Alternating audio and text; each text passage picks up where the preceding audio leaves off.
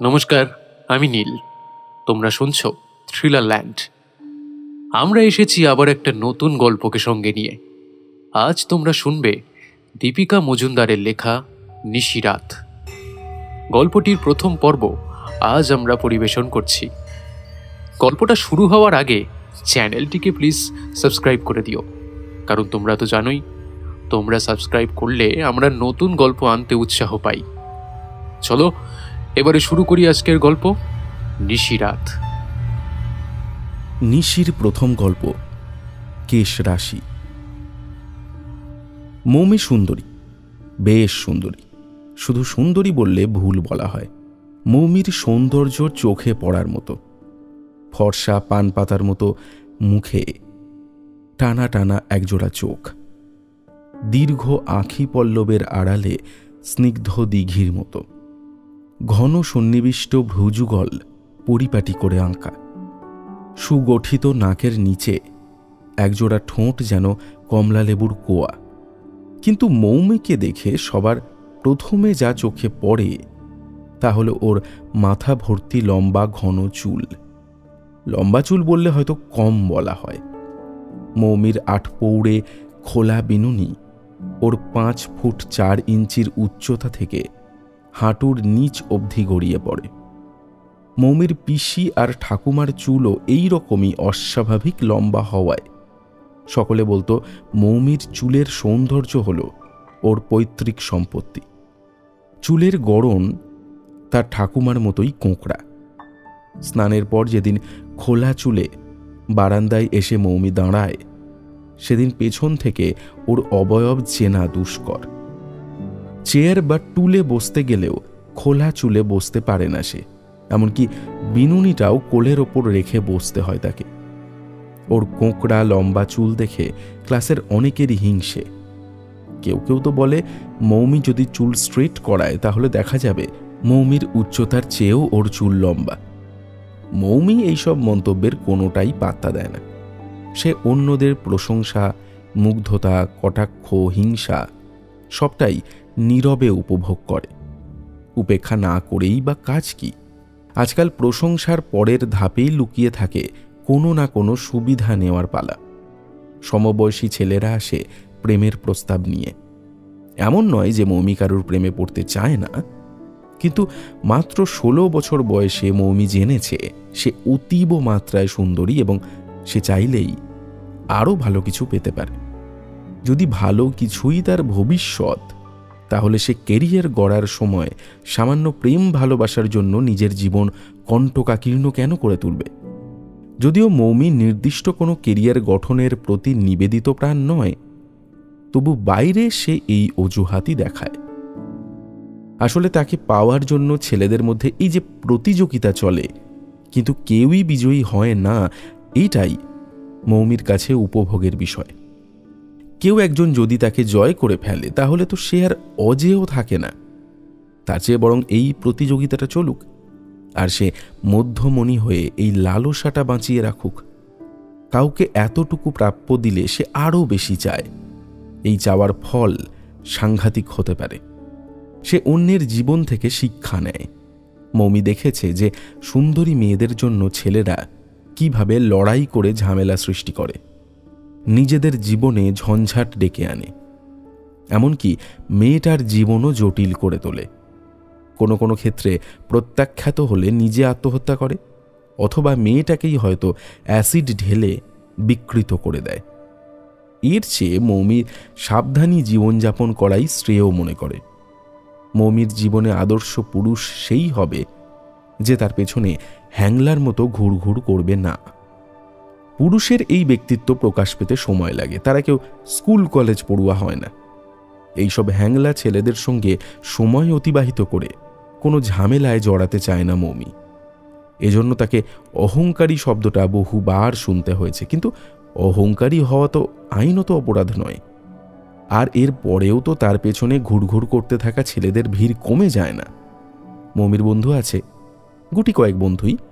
মৌমি নিজের চেয়ে সুন্দরী মেয়েদের সঙ্গে যেমন ভাব জমায় না, তেমনি আর্থিকভাবে ওর চেয়ে উন্নত অথবা একেবারেই নিম্নবিত্ত ঘরের মেয়েদের সঙ্গেও সখ্যতা রাখে না। অন্যদিকে তার বন্ধুর গণ্ডিটা এমন রেখেছে যেন তারা সব সময় মৌমির সৌন্দর্যকে মহিমান্বিত করে রাখে। এক কথায় বলতে গেলে মৌমি নিজের সৌন্দর্যের পাশাপাশি জীবনকেও নিদাগ রাখতে চায়। কিন্তু নিদাগ রাখতে চাইলেই কি রাখা যায়? মানুষের জীবন একা তার দ্বারা পরিচালিত হলে পৃথিবীতে অসুখী মানুষের অস্তিত্বই থাকত না। মৌমি চাইলেও তার জীবনকে কলঙ্ক মুক্ত রাখতে পারে না। স্কুলের বোর্ড এক্সামের আগে মাস দুয়েকের ছুটি পড়তে চলেছে। দেখতে গেলে সঠিক অর্থে আজই স্কুলের শেষ দিন। সিঁড়ি দিয়ে দ্রুত পায়ে নিচে নামছিল মৌমি, কিন্তু শেষ ধাপে জমে থাকা ভিড়টা মৌমিকে থমকে দাঁড়াতে বাধ্য করে। সিঁড়ির সামনের বারান্দায় যে দাঁড়িয়ে আছে সে মৌমির মা। বাবার সঙ্গে সুসম্পর্ক থাকলেও মায়ের থেকে একদম দূরে সরে থাকে মৌমি। আর তার কারণ হলো মৌমির মায়ের কুৎসিত রূপ। এমন নয় যে মৌমির মা শুরু থেকেই কুরূপা, কিন্তু মৌমির যখন 12 বছর বয়স তখন থেকে একটা অদ্ভুত রোগে আক্রান্ত হন তিনি। ডাক্তারি ভাষায় যাকে বলে অ্যালোপেশিয়া। একটু একটু করে সমস্ত চুল উঠে যেতে থাকে এবং মাথার করটির চামড়া মসৃণ হয়ে যেতে থাকে। অনেক চিকিৎসা করার পরও চুল ঝরে যাওয়া রোধ করা যায়নি। বালিশে, চাদরে, বাথরুমে, সিঙ্কে দলা দলা চুল পড়ে থাকতে থাকতে এমন একটা দিন আসে যে তার মাথায় আর একটাও চুল অবশিষ্ট নেই। মায়ের এমন কুৎসিত রূপ দেখে মৌমি নিজেকে একটু একটু করে গুটিয়ে নেয়। আত্মীয় স্বজনরা ভয় পেয়ে বলতে থাকেন, যদি মৌমিরও এরকম রোগ দেখা যায় তাহলে। মৌমি নিজেকে এরকম সপাট মসৃণ মাথায় কল্পনাই করতে পারে না। তার বারবার মনে হতে থাকে মায়ের জন্যই তার এমন সম্ভাবনা।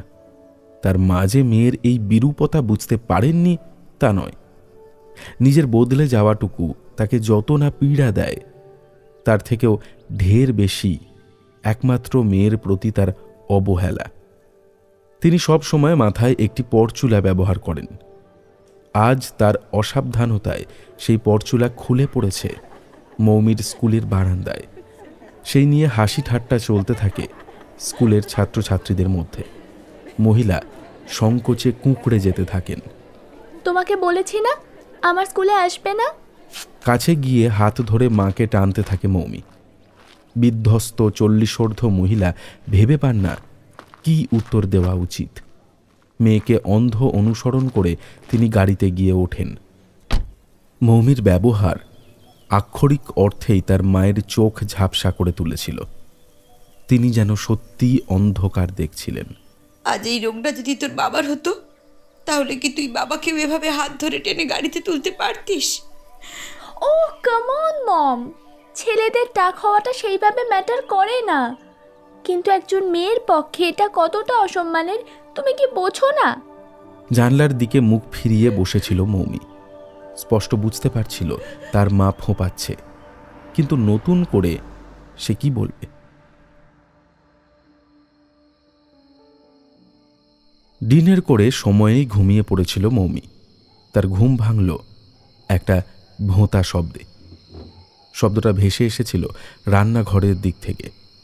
মৌমি পায়ে পায়ে ঘর ছেড়ে এগিয়ে যায় রান্নাঘরের দিকে। এত রাত্রে রান্নাঘরে কে? সারাদিনের কাজের লোক বিহারি, সে তো চলে গেছে 10টা বাজার আগে। একবার বাবা মায়ের ঘরের দিকে নজর যায় মৌমির। দরজা বন্ধ। রান্নাঘরের দিকে যেতে গিয়েও একবার থমকে দাঁড়ায় সে। ডাইনিং হলে সোফার ওপর তার বই খাতা ছড়ানো, অথচ তার স্পষ্ট মনে আছে ঘুমাতে যাবার আগে টেবিল থেকে সমস্ত বই খাতা আলমারিতে তুলে তারপর সে ঘুমাতে গিয়েছিল। তাহলে এগুলো এখানে ছড়ানো কেন? ডাইনিং টেবিলে উপুড় করে রাখা একটা খাতা তুলে নেয় মৌমি। বাদামি মলাট দেওয়া অঙ্কের হোম টাস্কের খাতা। খাতার পাতা শেষ হয়ে গেছে। তাহলে এটা এখানে থাকার কথা নয়। খাতাটা সোজা করতেই পাতার ওপর লেখা কয়েকটা শব্দে চোখ পড়ে যায় মৌমির। এটা তার নিজেরই হাতে লেখা। একদিন সন্ধে বাবা মায়ের কথোপকথন কানে আসে তার। বাবা মাকে বলছিল যে কোনো কোনো আত্মীয় স্বজন মৌমিকেও ডাক্তারি পরীক্ষা করার পরামর্শ দিয়েছে। তার যা হয়েছে তা মেনে নিতে হবে, কিন্তু এই রোগ যদি মৌমির হয় তাহলে? সেই সময় আনমনে খাতার পেছনের পাতায় মৌমি লিখেছিল, I hate her, I hate mom, I want her to die. লেখাগুলো কি তাহলে মম পড়ে ফেলেছে? রান্নাঘর থেকে আরও একটা ভোঁতা শব্দ ভেসে আসতেই চমকে পেছন ফেরে মৌমি। দ্রুত পায়ে রান্নাঘরের দরজার সামনে গিয়ে দাঁড়ায়। রান্নাঘরের সিলিং থেকে নীল শাড়ি পেঁচিয়ে ঝুলে আছে তার মম। গলায় এঁটে বসেছে ফাঁস, ছটপট করছে তখনও। আর্তনাদ বেরিয়ে আসতে গিয়েও নিজের মুখ চেপে ধরে মৌমি। গল্পটা পড়তে পড়তে সোফায় সোজা হয়ে বসেছিল বছর 34-এর মৌমি। এটা তো তারই গল্প, কিন্তু এই গল্পটা লেখক কিভাবে জানল? পাতা উল্টে লেখকের নাম দেখে সে, নিশি। নিশিকে? নারী না পুরুষ? সে মৌমির এই কম বয়সের দুর্ঘটনার কথা কি করে জানল? পত্রিকার পাতা উল্টে পাল্টে দেখে মৌমি, কোথাও এই নিশি নামক লেখকের নাম পরিচয় দেওয়া নেই। পত্রিকার দপ্তরের ফোন নাম্বার সে তুলে রাখে মোবাইলে। আগামীকালই দপ্তরে ফোন করে এই লেখকের খোঁজ নেবে সে। পত্রিকাটা বন্ধ করে এক ঢোক জল খায় মৌমি। বাবা মারা যাওয়ার পর এই ফ্ল্যাটে সে একাই থাকে। 25 বছর পার করে একজনকে বিয়ে করেছিল মৌমি, কিন্তু সেই দীর্ঘদিনের ভালোবাসা বিয়ের পরিণতি পেতেই যেন একটু একটু করে উদ্বাহী যৌগের মতো বাতাসে মিলিয়ে যেতে থাকে। শেষে মৌমি আবিষ্কার করে যে প্রেমের উদ্বাহী ধর্ম শুধু যে তার সঙ্গীটির ক্ষেত্রে হয়েছে তা নয়, তারও আর সংসার সম্পর্কে নতুন করে বিশেষ আগ্রহ জন্মাচ্ছে না। অতএব মিউচুয়াল ডিভোর্সে গিয়ে প্রেম শেষ নিঃশ্বাস ত্যাগ করে। মৌমি নতুন করে বাঁচার পথ পায়। এখন সে একটি মাল্টিন্যাশনাল কোম্পানির উচ্চ পদস্থ কর্মী। জীবনে অভাব বলতে আজও যে তেমন কিছু আছে তা নয়। বিছানার চাদরের মতো বয়ফ্রেন্ড বদলাচ্ছে সে। আজকালকার ছেলেটা তেমন কিছু মনেও করে না। মৌমির এক্সট্রা আজকাল তার ভালো বন্ধু। জলের বোতলটা টেবিলে নামিয়ে রাখতেই একটা অস্বস্তি হলো তার। রান্নাঘরে যেন একটা শব্দ হলো না। সাপ্তাহিক এই পত্রিকাটা অনেকদিন ধরেই বেশ চর্চায় ছিল বলে আজ অফিস থেকে ফেরার পথে কিনে এনেছিল মৌমি। কিন্তু এই যে একেবারে তারই গল্প ছেপে দিয়েছে, এরকম ভয় পাওয়াই তো স্বাভাবিক মৌমির। সেদিন চোখের সামনে মাকে মারা যেতে দেখেও মৌমি কিছু করেনি। ভোর অবধি রান্নাঘরের দরজার সামনে বসেছিল সে। বাবাকে ডাকতেই পারত, হয়তো মাকে তখনও বাঁচানো যেত, কিন্তু মৌমি তেমন কিছু করেনি।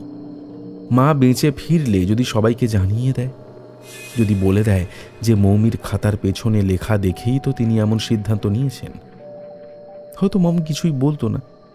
মমের পর মৌমির জীবনও নির্ভরশীল ছিল না। কিন্তু প্রতি মুহূর্তে জানাজানি হওয়ার ভয় নিয়ে কি বেঁচে থাকা যায়? রান্নাঘরের দরজার ছিটকিনি খুলতেই ঘরের আলো নিভে গেল। লোডশেডিং। টর্চ বা মোমবাতি খোঁজার জন্য ডাইনিং হলে ফিরে এলো মৌমি।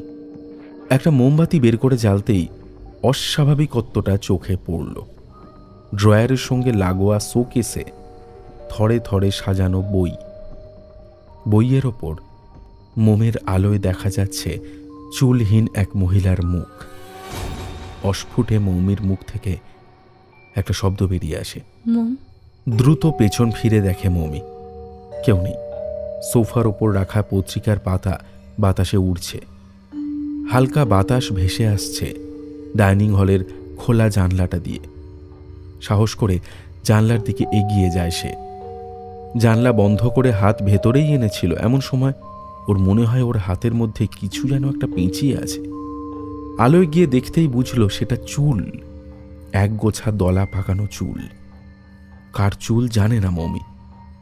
আগের চেয়ে তার চুলের ঢাল এখন অনেক পাতলা। বারবার হেয়ার স্টাইলিং, কালারিং, কাটিং করতে করতে আগের মতো আর গোছা নেই। তবে এই বয়সেও পুরুষের বুকে জেগে ওঠা কামনা আর নারীদের বুকে ওঠা হিংসার দীর্ঘশ্বাস দীর্ঘ থেকে দীর্ঘতর হয় মৌমির চুলের সৌন্দর্য দেখে। তবু একসঙ্গে এত হেয়ারফল তো কখনো হয়নি মৌমির।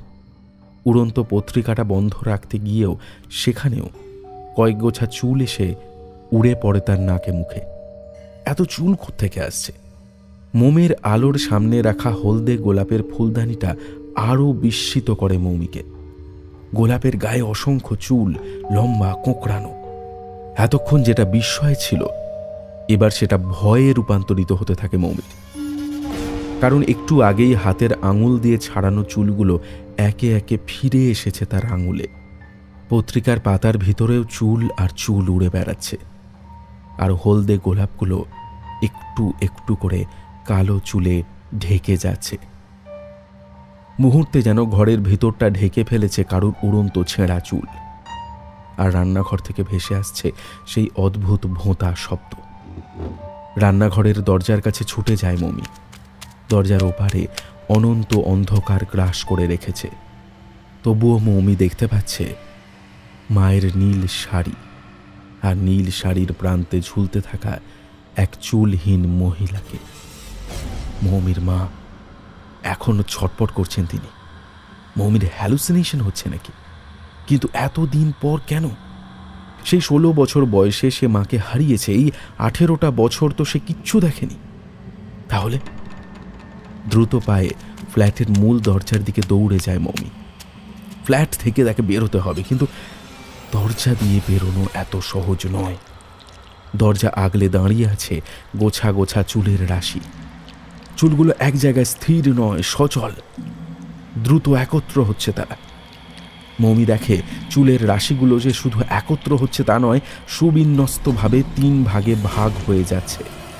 ধীরে ধীরে তৈরি করছে একটা সুন্দর সুগঠিত বিনুনি। দরজা থেকে এক পা করে পিছিয়ে আসতে গিয়ে শোকেসে ধাক্কা খায়।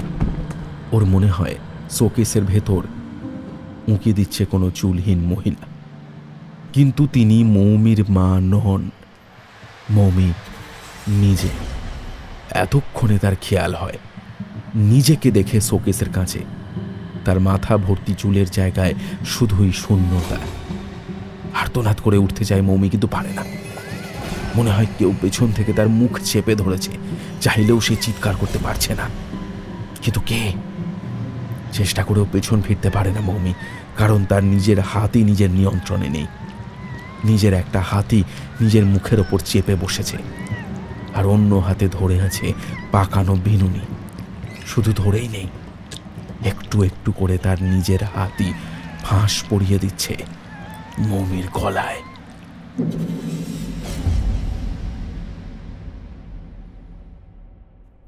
নিশির দ্বিতীয় গল্প, ভ্রূণ। রজত, রজত আপু, প্লিজ, কোনোভাবেই কি কিচ্ছু করা যায় না? শেষবারের মতো অনুরোধ করল রূপ কথা। তুমি চাইলেই কি আমাকে ফাঁকি দিতে পারো রূপ? আমি নিজে একজন ডাক্তার, তার উপর তোমার হাজব্যান্ড। আমার নিজের তো একটা হিসেব আছে। গত 2 মাস আমি ইউকেতে ছিলাম। তুমি কিভাবে প্রেগনেন্ট হতে পারো রূপ? তুমি আমার সঙ্গে বিশ্বাসঘাতকতা করেছো। আমি কোনো বিশ্বাসঘাতকতা করিনি রজত। তুমি কেন আমার কথা বিশ্বাস করছো না? তোমার ইউকে যাওয়ার দিন সকালেই আমার সন্দেহ হয়। পিরিয়ড মিস করেছি। কদিন ধরে গা গুলিয়ে বমি আসছে, অদ্ভুত সব খাবার খেতে ইচ্ছা করছে। কিন্তু কিন্তু তোমার যাওয়ার তারাই আমি কিছুই জানাইনি। ইভেন আমি তখন জানতামও না যে তোমার ফিরতে 2 মাস লাগবে। Believe me please. না রূপ, আমি একজন ডাক্তার, তাই জানি। আমি জানি যে এই ভ্রূণ এখনো এখানে ট্রাইমেস্টারেই আছে। তুমি যে সময়টার কথা বলছো তা সত্যি হলে এই সন্তান আমার কিছুতেই হতে পারে না রূপ। আমি ওর বাবা নই। আমি তোমাকে ভালোবাসি বলেই তোমাকে আমি ছাড়তে পারবো না। কিন্তু তোমাকে এই সন্তান অথবা আমার মধ্যে যে কোনো একজনকে বেছে নিতে হবে। রজত, আমরা এই দিনটার জন্যই কি অপেক্ষা করছিলাম? তুমি কি সন্তান চাওনি? চেয়েছি রূপ, চেয়েছি। আমার সন্তান চেয়েছি, অন্যের নয়। তুমি ফিরে এসো, আমরা আবার চেষ্টা করব। কিন্তু একটা সন্দেহকে বয়ে বেড়াতে পারবো না। ফোন কেটে দিলেন রজত। রজতাভ মিত্র। ডক্টর রজতাভ মিত্র নিজে একজন অর্থোপেডিক সার্জন। ভালোবেসে বিয়ে করেছিলেন রূপকথাকে। কিন্তু বিয়ের বছর ঘুরতে না ঘুরতে জানতে পারলেন রূপকথার সন্তান ধারণে কিছু জটিলতা আছে। রূপকথাকে নিয়ে যান শহরের নামি দামি গাইনোকোলজিস্ট ডক্টর সুখেন্দু তলাপাত্রের কাছে। আরও একটা বছর কঠিন ধৈর্য ধরে রূপকথার চিকিৎসা করিয়েছেন, কিন্তু তার প্রতিদান যে এভাবে পাবেন আশা করেননি। ডাক্তার হওয়ার সুবাদে প্রচণ্ড ব্যস্ত রুটিনের মধ্যে জীবন অতিবাহিত করতে হয় রজতাভকে। কিন্তু তিনি বোকা নন। মাস দুয়েকের একটা ভ্রূণকে 3 মাসের বলে একজন সাধারণ মানুষকে বোঝানো যেতে পারে, কিন্তু ডাক্তারকে নয়। রূপকথাকে রজতাভ এতটাই ভালোবাসেন যে তার ভুলের জন্য দ্বিতীয় সুযোগ দিতেও রাজি আছেন। এমনকি সেই পুরুষের নামও কোনোদিন রূপকথার কাছে তিনি জানতে চাইবেন না যার জন্য সে তাকে ছেড়ে গিয়েছিল। কিন্তু তার অর্থ এই নয় যে তার সন্তানকে পিতার পরিচয় দেবেন। সেই সন্তানের মুখ দেখে পিতৃস্নেহে আপ্লুত হবেন, যা তার ঔরসজাতই নয়। বেশ রাত করেই ঘুমাতে গেলেন রজতাভ। তিনি রূপকথাকে জানিয়েছেন যদি সে চায় তাহলে একসঙ্গেই ডক্টর সুখেন্দুর ক্লিনিকে যাবেন। গর্ভপাত করানোর যাবতীয় ফর্ম্যালিটি পূরণ করে দ্রুতই কাজ সেরে ফেলবেন ডক্টর সুখেন্দু। তাই বেশ ভোরের দিকে ডোরবেল বেজে ওঠায় রজত ভেবেছিলেন রূপকথা এসেছে। কিন্তু দরজা খুলে যাকে দেখলেন সে শরীরে রূপকথা হলেও আদতে বিধ্বস্ত পরাস্ত রূপকথার শরীর। শাড়ি এলোমেলো, ঘাড়ের কাছে লুটিয়ে পড়েছে আধখোলা খোঁপা। কাঁধের হ্যান্ডব্যাগটা ছাড়া যে বড় ট্রলি ব্যাগটা নিয়ে রজতাভর ওপর অভিমান করে বেরিয়ে গিয়েছিল রূপকথা, সেই ট্রলিটাও সঙ্গে নেই। ঘরে প্রবেশ করার সঙ্গে সঙ্গেই বাথরুমে চলে যান রূপকথা।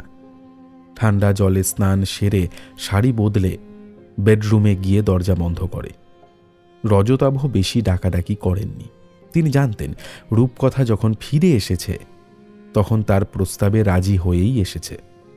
না হলে যেদিন রজতাভ রূপকথার সত্যিটা সামনে এনেছিলেন সেদিনও সে যেভাবে প্রতিবাদ করেছিল তা দেখে রজতাভর মনে হয়নি যে রূপকথা আর ফিরে আসবে।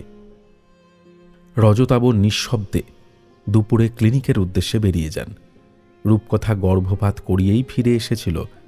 সুখেন্দু তলাপাত্র নিজেই ফোন করে জানালেন রজতাভকে। বাড়ি ফিরে রূপকথাকে আগের মতো ফিরে পেয়ে আবেগে আপ্লুত হয়ে জড়িয়ে ধরলেন রজতাভ। তুমি একটু ঠিক হয়ে যাও, আমরা আবার চেষ্টা করব। আর পরের সপ্তাহের উইকেন্ডে সিকিমের টিকিট কাটা আছে, ব্যাগ গুছিয়ে রেখো। রজতাভ বুঝতেই পারেননি যে রূপকথার শরীরটা ফিরে এসেছে, কিন্তু ভালোবাসা শুধু শরীর দিয়ে হয় না।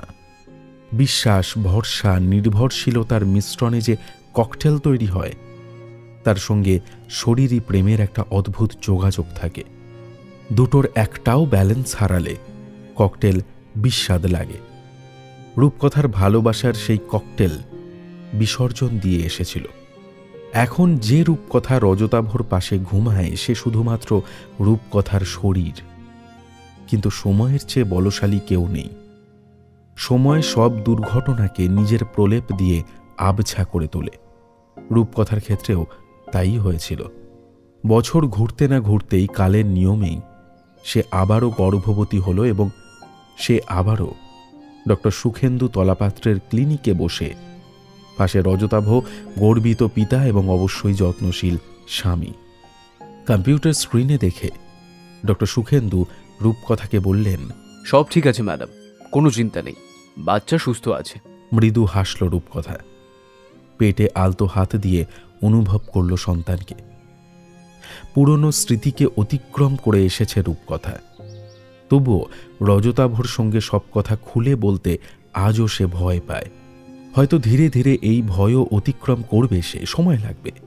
সে বান্ধবীদের দেখেছে সন্তান জন্মানোর পরে নিজের জন্য সময়ই পায় না ওরা। এইসব তুচ্ছ বিষয় নিয়ে ভাবার অবকাশ সে পাবেই না। তখন শুধু বাচ্চাকে নিয়েই পুরো পৃথিবী আবর্তিত হবে রূপকথার। ডক্টরের কেবিন থেকে বেরিয়ে আসে দুজনে। রজতাভ আলতো হাত রাখে রূপকথার কাঁধে। রূপ, গাড়িতে গিয়ে বসো, আমি সুখেন্দুকে একটা জরুরি কথা বলে আসছি। আচ্ছা। ধীর পায়ে ক্লিনিক ছেড়ে বেরিয়ে আসে রূপকথা। এই রোদে পার্কিং পর্যন্ত হেঁটে যাবার ইচ্ছা হয় না তার। রজতাভর কি সময় লাগবে? তাহলে সে রিসেপশনেই বসতে পারে। রিসেপশনে ফিরে আসে রূপকথা। রিসেপশনিস্ট মেয়েটা চেয়ারে নেই, হয়তো কেবিনে ডাক পড়েছে। সোফায় গা এলিয়ে বসে আছে দম্পতি। স্ত্রীরা কেউ কেউ গর্ভবতী, কেউ আবার সন্তানের আশায় ক্লিনিকে আসা যাওয়া করছেন ধৈর্য ধরে। রূপকথাও বসে পড়ে সোফার এক কোণে। মিনিট খানেকের মধ্যেই ফিরে আসে রিসেপশনিস্ট যুবতী। নাম ধরে ডাকে, মিস্টার অ্যান্ড মিসেস চক্রবর্তী। অপেক্ষারত একজোড়া দম্পতি উঠে যান রিসেপশনে। যুবতী বলে, কংগ্রাচুলেশনস, এই নিন রিপোর্ট ফাইল, আর মিষ্টিটা ডাক্তারবাবুকে দিয়ে আসবেন। রূপকথা দেখে রিসেপশনিস্ট মেয়েটি রিপোর্ট ফাইলের সঙ্গে একটা ছোট নীল প্লাস্টিকের বল স্ত্রীর হাতে ধরিয়ে দিল। বল হাতে পেয়ে স্ত্রীর মুখ উজ্জ্বল হয় এবং দুজনে তৎক্ষণাৎ ডক্টরের কেবিনে প্রবেশ করেন। যুবতীর টেবিলে এরকম অনেক নীল বল দেখে কৌতূহল হয় রূপকথার। তবে শুধু নীল বলই নয়, ছোট বাচ্চা মেয়ের গোলাপি রঙের মাথার ফিতে আর চুলের ক্লিপও রাখা আছে রিসেপশনে। একজন দম্পতির নাম ধরে ডেকে ফাইল ধরিয়ে দিচ্ছে যুবতী, আর কাউকে দিচ্ছে নীল বল আর কাউকে দিচ্ছে গোলাপি ক্লিপ। কিন্তু যাদের গোলাপি ক্লিপ দেওয়া হচ্ছে তারা কেউই খুশি হচ্ছেন না, অথবা তাঁদেরকে যুবতী অভিনন্দনও জানাচ্ছে না। বেশ কিছুক্ষণ খুঁটিয়ে পর্যবেক্ষণ করল রূপকথা। তারপর কৌতূহল ধরে রাখতে না পেরে উঠে গেল রিসেপশনে। যুবতীকে প্রশ্ন করল, আচ্ছা, এই নীল বল আর এই গোলাপি ক্লিপগুলো কিসের জন্য দিচ্ছেন জানতে পারি? রিসেপশনিস্ট যুবতী কিছুক্ষণ অবাক হয়ে তাকিয়ে রইল। তারপর রূপকথার কানে ফিসফিস করে বলল, এতদিন ধরে আসছেন এটাও জানেন না ম্যাডাম? আজ তো আপনাদেরও নীল বল দেওয়া হয়েছে। নীল বল? হ্যাঁ, আগের বার তো গোলাপি ক্লিপ ছিল ম্যাডাম, তাই তো। যুবতী আরও কাছে মুখ এগিয়ে আনে রূপকথার, বলে, তাই তো অ্যাবর্শন করাতে বলেছিলেন স্যার। সংশয় নিয়ে সোফায় ফিরে যায় রূপকথা। গোলাপি ক্লিপের জন্য বর্ষণ? গোলাপি ক্লিপ মানে কি? রজতাভকে ডক্টর সুখেন্দুর কেবিন থেকে বেরোতে দেখে রূপকথা। তাঁর হাতে একটা ছোট্ট নীল বল। রজত, একটা প্রশ্ন করব? রজতের ড্রাইভিং সিটের পাশে বসে প্রশ্ন করল রূপকথা। হ্যাঁ, বলো না, কি প্রশ্ন? যদি মেয়ে হয়? রূপকথা আয়নায় দেখে রজতাভকে। মুহূর্তেই পাংশুটে বর্ণ ধারণ করে রজতাভর মুখ। কি আবার হবে? তুমি অত ভেবো না তো, আমাদের ছেলেই হবে। না, তুমি বুঝলে না রজতাভ। আমি বলতে চাইছি, ছেলে না হয়ে যদি মেয়ে হতো তাহলে কি তুমি আবারও অ্যাবর্শন করাতে বলতে? গাড়িতে আচমকা ব্রেক কষলেন রজতাভ। এটা কিরকম প্রশ্ন রূপ? আমি তোমার থেকে জানতে চাইছি রজত, আবারও কি আমার ঘাড়ে দোষ দিতে? আবারও কি বলতে পারতে যে এই সন্তান তোমার নয়? চোখ সরিয়ে নেন রজতাভ।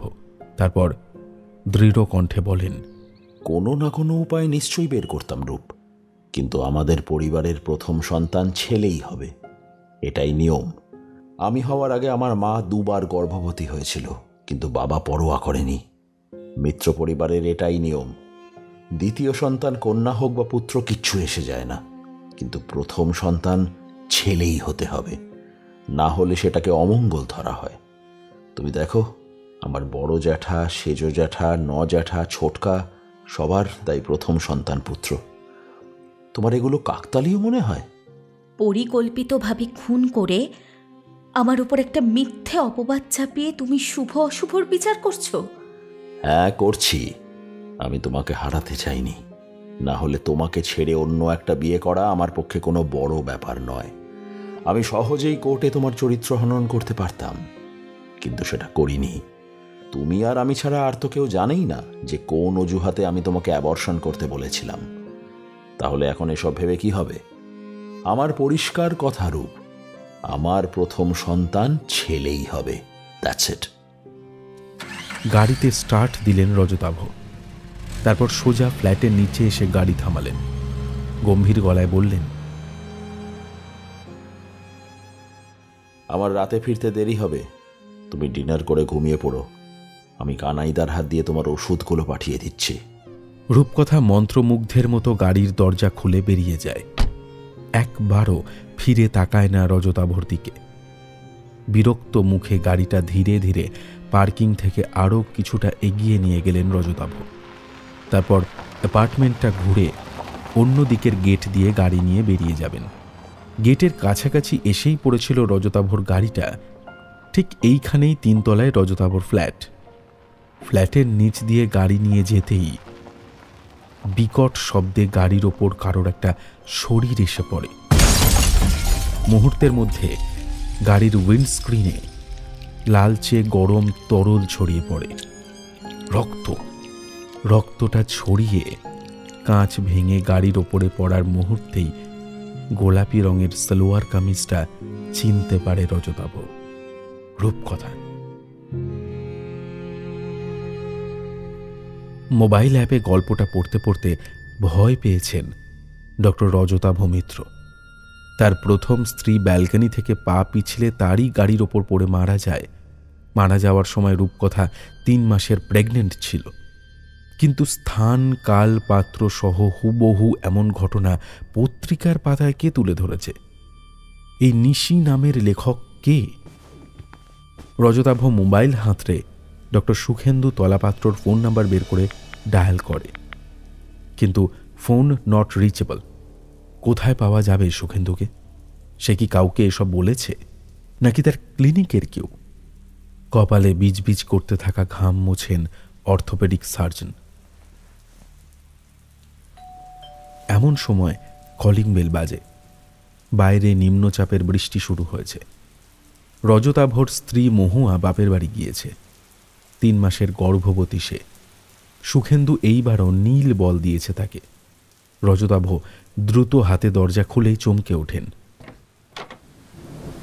দরজার বাইরে দাঁড়িয়ে আছে সুখেন্দু, বৃষ্টিতে ভিজে একসা, মাথার চুল এলোমেলো। তো তোকেই ফোন করছিলাম, তোর ফোন কোথায়? আরে এয়ারপোর্ট যাচ্ছিলাম, গাড়িটা বিগড়ে গেল, এতটা পথ হেঁটেই এলাম। ঘরের ভেতর প্রবেশ করে ভেজা শরীরেই সোফায় বসে পড়েন সুখেন্দু। ফ্রিজ থেকে জল বের করে গ্লাসে ঢালেন রজতাভ। শুনতে পান সুখেন্দু প্রশ্ন করছে, আমাকে ফোন করছিলি কেন? রজতাভ জলের বোতল ফ্রিজে রাখতে রাখতে বলেন, তুই কি রূপকথার বিষয়ে কারোর সঙ্গে কখনো কিছু আলোচনা করেছিলি? সুখেন্দু এসে পড়ায় নিজেকে অনেকটা নিশ্চিন্ত লাগছিল রজতাভর। না তো, কেন? সুখেন্দু পাল্টা প্রশ্ন করলেন। তারপর রজতাভ কিছু বলার আগেই বলে উঠলেন, তুই কি নিশির গল্প পড়ে বলছিস? জলের গ্লাস নামিয়ে রেখে রান্নাঘরে স্কচের গ্লাস আনতে গিয়েছিলেন রজতাভ। বললেন, বাবা, তুইও আজকাল এসব পড়ছিস? হ্যাঁ, ওটাই। তুই পড়েছিস? সুখেন্দু কোনো উত্তর দিলেন না। সোফায় যেমন বসেছিলেন তেমনই বসে রইলেন। রজতাভ রান্নাঘর থেকে দেখলেন টিভি চালিয়ে দিয়েছেন সুখেন্দু। ফ্রিজ থেকে চিকেন নাগেটসগুলো বের করে স্বাভাবিক তাপমাত্রায় রাখলেন। একটু পরে ভেজে নিলেই হবে। ততক্ষণে বাদাম দিয়ে 2-1 সিপ নেওয়া যাক। ডাইনিং হলে গ্লাস নিয়ে ফিরে এসেছিলেন রজতাভ। প্রশ্ন করলেন, কিরে, উত্তর দিলি না যে? কাউকে বলিসনি তো? কিন্তু কোথায় সুখেন্দু? সোফাটাও শুকনো পড়ে আছে, অথচ টিভিতে নিউজ চ্যানেল চলছে। এয়ারপোর্ট যাওয়ার পথে ভয়াবহ পথ দুর্ঘটনায় পড়ে বিখ্যাত গাইনোকোলজিস্ট ডক্টর সুখেন্দু তলাপাত্রের গাড়ি। হাসপাতাল নিয়ে যাওয়ার পথেই শেষ নিঃশ্বাস ত্যাগ করেন তিনি। হাতের গ্লাসটা রজতাভ ছুঁড়ে মারলেন টিভির দিকে। আয়তাকার এলইডি স্ক্রিন স্তব্ধ হয়ে কালো হয়ে যায়। মাঝে ফুটে ওঠে একটা ক্ষতচিহ্ন। টিভি ভেঙে সোফায় বসে পড়েন রজতাভ। আর ঠিক তখনই মনে হয় সোফার পিছনে ও ঠিক ঘাড়ের কাছে কেউ এসে দাঁড়িয়েছে। মিষ্টি জুঁই ফুলের গন্ধে সুবাসিত তার শরীর। রূপকথার গলার মৃদু স্বর ভেসে আসে, রূপ। বলতে গিয়েও যেন শব্দটা আটকে যায় ডক্টর রজতাভর গলায়। পিছন থেকে নরম দুটো হাত এসে ঘুরে বেড়াচ্ছে তার গলায়। আলতো হাতে রজতাভর মাথাটা স্পর্শ করায় নিজের পেটে। জুঁই ফুলের আতরের এই গন্ধটা একসময় খুব প্রিয় ছিল রজতাভর, কিন্তু রূপকথা চলে যাবার পর সেটা তিনি ফেলে দেন। এমনকি ছাদ বাগান থেকে এক এক করে সুগন্ধি ফুলের যা গাছ রূপকথার প্রিয় ছিল সব কেটে ফেলেন তিনি। সোফায় কাঠ হয়ে বসেছিলেন রজতাভ। একটা সময় পর মনে হয় তার শরীর আর তার নিজের নিয়ন্ত্রণে নেই। জুঁই ফুলের গন্ধটা আরো তীব্রতর হয়ে উঠছে। যত তীব্র গন্ধ তত যেন মাতাল রজতাভ। ধীরে ধীরে নিজের সমস্ত শরীরটা ছেড়ে দিলেন সোফায়।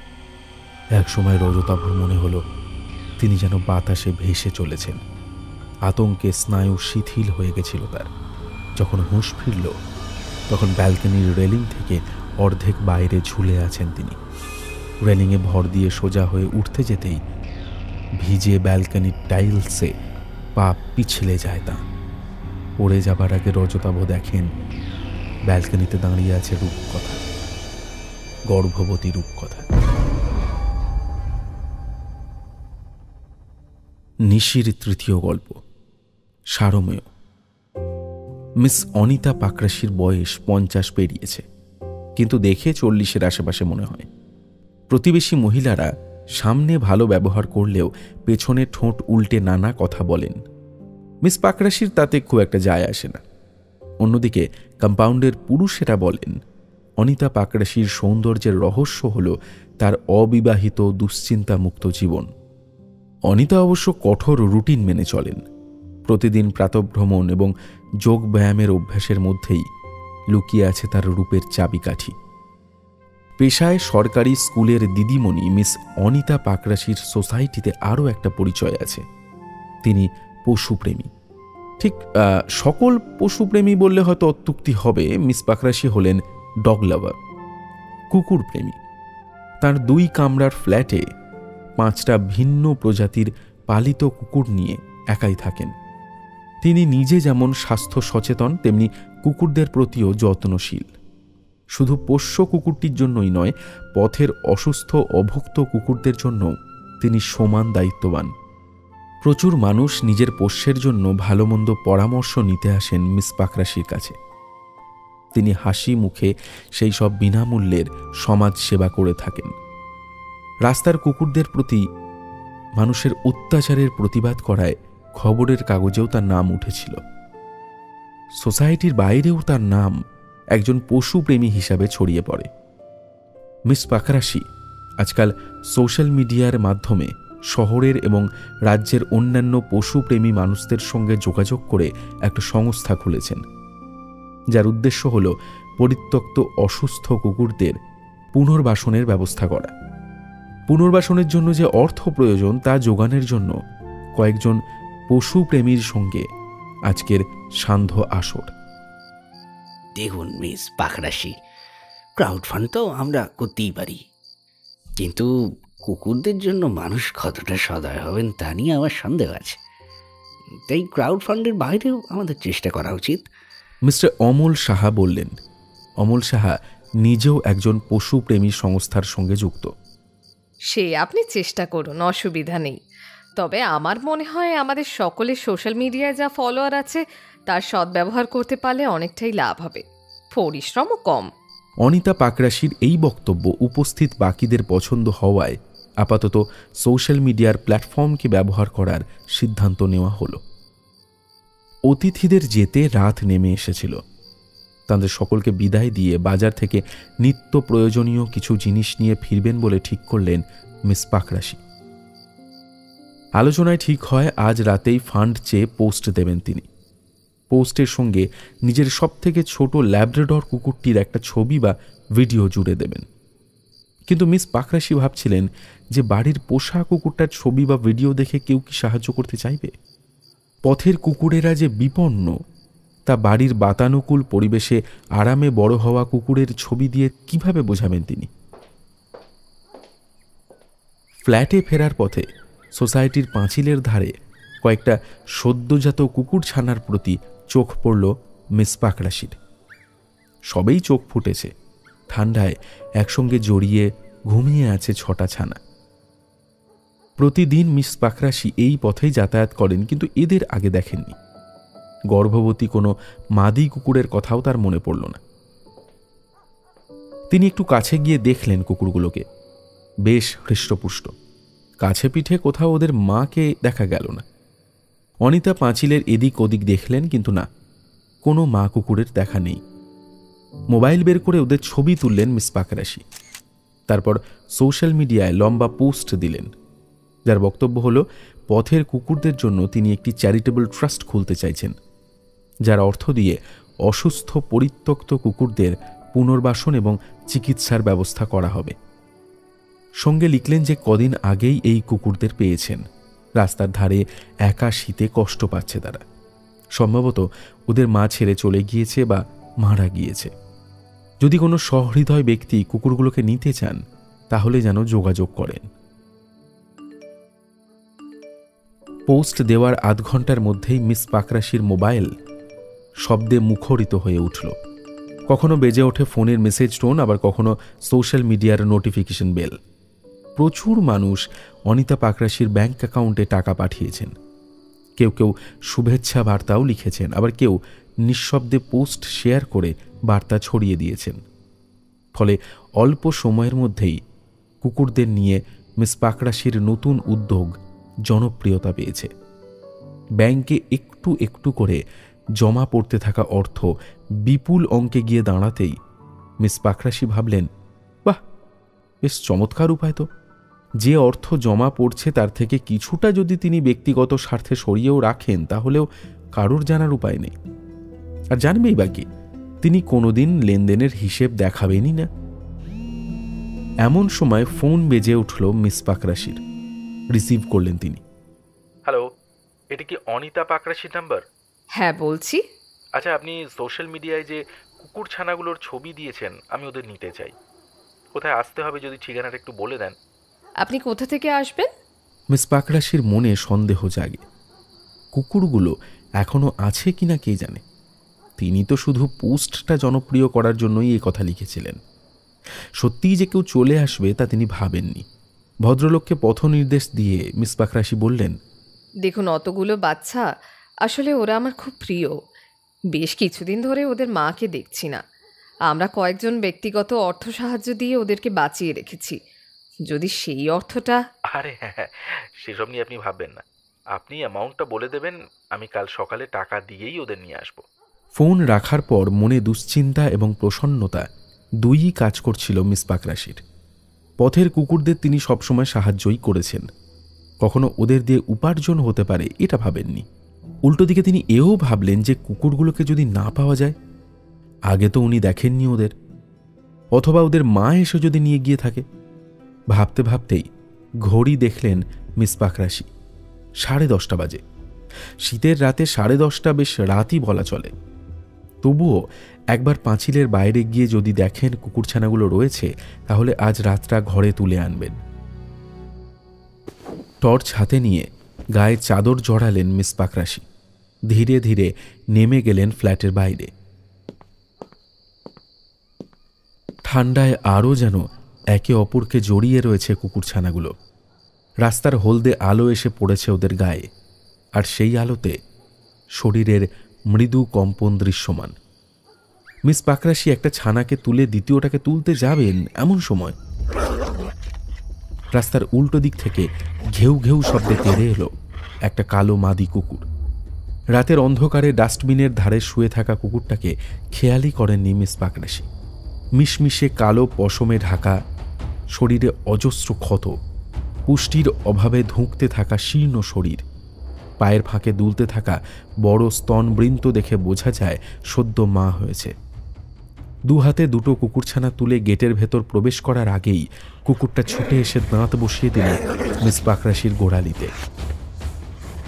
ভয়ে ওদের ছেড়ে সেখান থেকে দ্রুত পালিয়ে বাঁচলেন তিনি। গোড়ালিতে দুটো সদন্তের দাগ স্পষ্ট। রক্ত বেরোয়নি, কিন্তু জখম হয়েছেন মিস পাকরাশি। তুলোয় তরল অ্যান্টিসেপটিক ভিজিয়ে গোড়ালি পরিষ্কার করতে করতে ভাবলেন, রাস্তার কুকুরদের জন্য তিনি ভাবছেন, আর তাকেই কিনা একটা রাস্তার কুকুরের কামড় খেতে হল। কুকুরটা এই পাড়ার তো হতে পারে না। এই পাড়ার কুকুরগুলো মিস পাকরাশিকে চেনে, ওরা এইভাবে কামড়াতে আসে না। এই কুকুরটা তাহলে নিশ্চয়ই অন্য কুকুর এবং মানুষের হাত থেকে সন্তানের প্রাণ বাঁচাতে এই এলাকায় ঢুকে পড়েছে। আগামীকাল ইঞ্জেকশন দিতে হবে মিস পাকরাশিকে। পাড়ার লোকেরা যদি শোনেন যে শেষ পর্যন্ত একটা রাস্তার ঘেয়েও কুকুরে তাকে কামড়েছে কারণ তিনি কুকুরছানা চুরি করতে গেছিলেন, তাহলে লজ্জার অন্ত থাকবে না। মনে মনে ঘেয়েও মাদি কুকুরটার প্রতি আক্রোশে জ্বলতে থাকেন তিনি। আগামীকাল যদি এই কুকুরছানাগুলোকে না পাওয়া যায় তাহলে ভদ্রলোককে মুখ দেখাবেন কি করে? তাছাড়া এতগুলো টাকার ব্যাপার। সঙ্গে সঙ্গে বিদ্যুৎ প্রবাহ খেলে যায় মিস পাকরাশির মস্তিষ্কে। রান্নাঘরে গিয়ে ফ্রিজ থেকে দুধ বের করে বাটিতে ঢাললেন তিনি। ক্যাসারোল থেকে 2টো রুটি ছিঁড়ে টুকরো করে ভিজিয়ে দিলেন দুধের বাটিতে। তারপর ক্যাবিনেট থেকে বের করে আনেন বিষের শিশি। যেমন করেই হোক ওই 6টা কুকুরছানাকে মিস পাকরাশির চাই। বিষয়টা টাকার থেকেও বেশি সম্মানের এবং অহংবোধের। একটা সামান্য রাস্তার কুকুর তাকে এইভাবে কামড়ে হারিয়ে দিতে পারে না। মাদি কুকুরটা এতক্ষণে ছানাদের পাশে এসে ঘুমিয়েছে। 2টো ছানাকে দুধ খাওয়াচ্ছে। দুধের বাটিটা প্রাচীলের ধারে নামিয়ে রেখে সরে আসলেন মিস পাকরাশি। কিছুক্ষণ আগেই কুকুরটার কামড় খেয়েছেন তিনি। খুব কাছে যাওয়া সমীচীন নয়। পাঁচিলের আড়াল থেকে দেখলেন কুকুরটাকে। সারা গায়ে অজস্র ক্ষত, পুঁজ, রক্ত আর পোকামাকড়ে মাখামাখি হয়ে আছে। শরীরের নানা জায়গায় লোম উঠে ফাঁকা হয়ে গিয়েছে। দেখলেই বোঝা যায় যে সংগ্রামের জীবনদার। সেই কারণেই হয়তো মানুষের প্রতি অবিশ্বাস। কিন্তু খিদে এক এমন অনুভূতি যা চিন্তা শক্তিকে দুর্বল করে দেয়। দুধের বাটিটায় নজর পড়েছিল কুকুরটার। ওর ঘানেন্দ্রিয় যতই প্রবল হোক, ধুঁকতে থাকা খিদের শরীরের চেয়ে নিশ্চয়ই দুর্বল। সহজেই উঠে এসেছে বিষ মাখানো খাদ্যের টানে। মিস পাকরাশি দেখলেন কুকুরটা খুব দ্রুত বাটির খাবারটুকু শেষ করে ফিরে গেল ছানাগুলোর কাছে। হয়তো আর ঘণ্টাখানেকের ব্যাপার, তার মধ্যেই ঝিমিয়ে পড়বে, মারাও যাবে। খুব ভোরে এসে ছানাগুলোকে তুলে নিয়ে গেলেই হবে। নিশির গল্পটা পড়তে পড়তে একটা অদ্ভুত অস্বস্তি হচ্ছিল মিস অনিতা পাকরাশির। এটা কেমন গল্প? এ তো তাঁরই গল্প। অনিতা পাকরাশি নামটা কাকতালীয় ভেবেই তিনি গল্পটা পড়তে শুরু করেছিলেন, কিন্তু গল্পটাও কি কাকতালীয়? সেই ঘটনার পর তিনি আর কাউকে তো এই কথা বলেননি। অবশ্য সেদিন ভোরবেলায় গিয়ে কুকুরছানাগুলোকে আর পাওয়া যায়নি। সবকটা বাচ্চাই মারা গিয়েছিল। কুকুরটা মারা যাওয়ার আগে বাচ্চাগুলোকে দুধ খাইয়েছিল। আফসোস হয়েছিল মিস পাকরাশির। মা কুকুরটার মৃত্যু অবধি যদি অপেক্ষা করে রাতেই ছানাগুলোকে তুলে আনতেন, তাহলে পরের দিন মিথ্যে বলে ভদ্রলোককে ফিরিয়ে দিতে হতো না। তবে সে আক্ষেপ বেশি দিন টেকেনি। সোশ্যাল মিডিয়ায় শুধু কুকুরছানাগুলোর ছবি দিয়েই মিস পাকরাশি যা উপার্জন করেছিলেন তার সিংহভাগই নিজের কাছে রাখতে পেরেছিলেন। তাছাড়া রাস্তার কুকুরের ভালো করতে গিয়ে কামড় খাওয়ার প্রতিদানে ওদের জব্দ করা গেছে, এটা ভেবে আত্মপ্রসাদ লাভ করেছিলেন মিস অনিতা পাকরাশি। কিন্তু একটা কাল্পনিক কাহিনী তো এতটা মিলে যেতে পারে না। কে এই গল্পের লেখক? নিশি। নিশির নাম আগে শোনেননি তিনি। সোফায় বসে পত্রিকার পাতা উল্টাচ্ছিলেন মিস পাকরাশি। তার 5-5টা পোষ্য পাশের ঘরে নিশ্চিন্তে ঘুমিয়ে। পত্রিকা বন্ধ করে সোফা ছেড়ে উঠে দাঁড়ালেন তিনি। ঘরের খোলা দরজা দিয়ে ডাইনিং হলের অন্ধকারের একাংশ দেখা যায়। ঠিক ওখানেই কিছু একটা নড়ছে, মিশমিশে কালো পশমের মতো। হালকা একটা আলো এসে ঠিকরে পড়ছে ওর শরীর থেকে, আর সেই আলোতেই বোঝা যায় ওটার চোখ ঝোড়া পাকরাশির দিকেই তাকিয়ে আছে। ডেইজি। তার কালো হিংস্র পিটবুল কুকুরটাকে ডাকলেন মিস পাকরাশি। বাড়ির পোষ্যের মধ্যে একমাত্র ডেইজির গায়ের পশম কালো। ডেইজি কি তাহলে কোনো কারণে ঘুম থেকে উঠে এসেছে? বড় সড়ো কুকুরটা মাঝে মাঝে মালকিনের ঘরে সোফা এসে ঘুমায়। এভাবে স্থান বদলে বদলে ঘুমানো তার অভ্যেস। ডেইজি কোনো সাড়া দিল না, শুধু যেমনভাবে দাঁড়িয়েছিল তেমনই রইল। হালকা আলোতে ওর কালো পশমের লেজটা দুলতে দেখা যায়। মিস পাকরাশি অন্ধকার ডাইনিং হলে আলো জ্বালতেই দেখলেন ডেইজি তখনও একইভাবে দাঁড়িয়ে তার দিকে চেয়ে। কি হলো ডেইজি, আজকে আবার ঘরে ঘুমাবি? ঘুম আসছে না বুঝি? মিস পাকরাশি নিজের ঘরে ফিরে এসেছিলেন। তুলোয় ঢেলে মুখে মাখিয়ে নিচ্ছিলেন রাত্রিকালীন প্রসাধন। আয়নার ভেতর দিয়েই দেখলেন ডেইজি পায়ে পায়ে ঢুকে পড়েছে তার ঘরে। সাধারণত পিটবুল হিংস্র প্রজাতির চঞ্চল প্রকৃতির কুকুর। সেই ডেইজিকে এরকম শান্ত দেখে সন্দেহ হয় মিস পাকরাশির। ডেইজির দিকে ফিরে তাকালেন তিনি, সেই অদ্ভুত চোখে তাকিয়ে। আর ওর পেছনে এসে দাঁড়িয়েছে মিস পাকরাশির 4টি পোষ্য। এমন কখনো হয় না যে ওরা সকলেই একসঙ্গে মাঝরাতে জেগে থাকে। সকলেই কেমন যেন একটা দৃষ্টিতে মিস পাকরাশির দিকে তাকিয়ে। মিস পাকরাশি প্রসাধনের বোতল নামিয়ে রাখলেন ড্রেসিং টেবিলে। প্রথমে নিশির ওই গল্প, তারপর ডেইজির এই রকম অদ্ভুত আচরণ, আর এখন বাকিরাও ঠিক কি ঘটছে, অথবা কিছু কি ঘটতে চলেছে। ধীরে ধীরে সকলেই মিস পাকরাশির ঘরে এসে দাঁড়িয়েছে। প্রথমে ডেইজি এবং পরে বাকিরা পাকরাশির আরও কাছে ঘেঁষে এলো। কি হলো তোদের, এমন করছিস কেন? মুখের কথা শেষ হয় না তার আগেই 5-5টা কুকুরের প্রবল শক্তিতে গা ঝাঁকিয়ে ওঠে।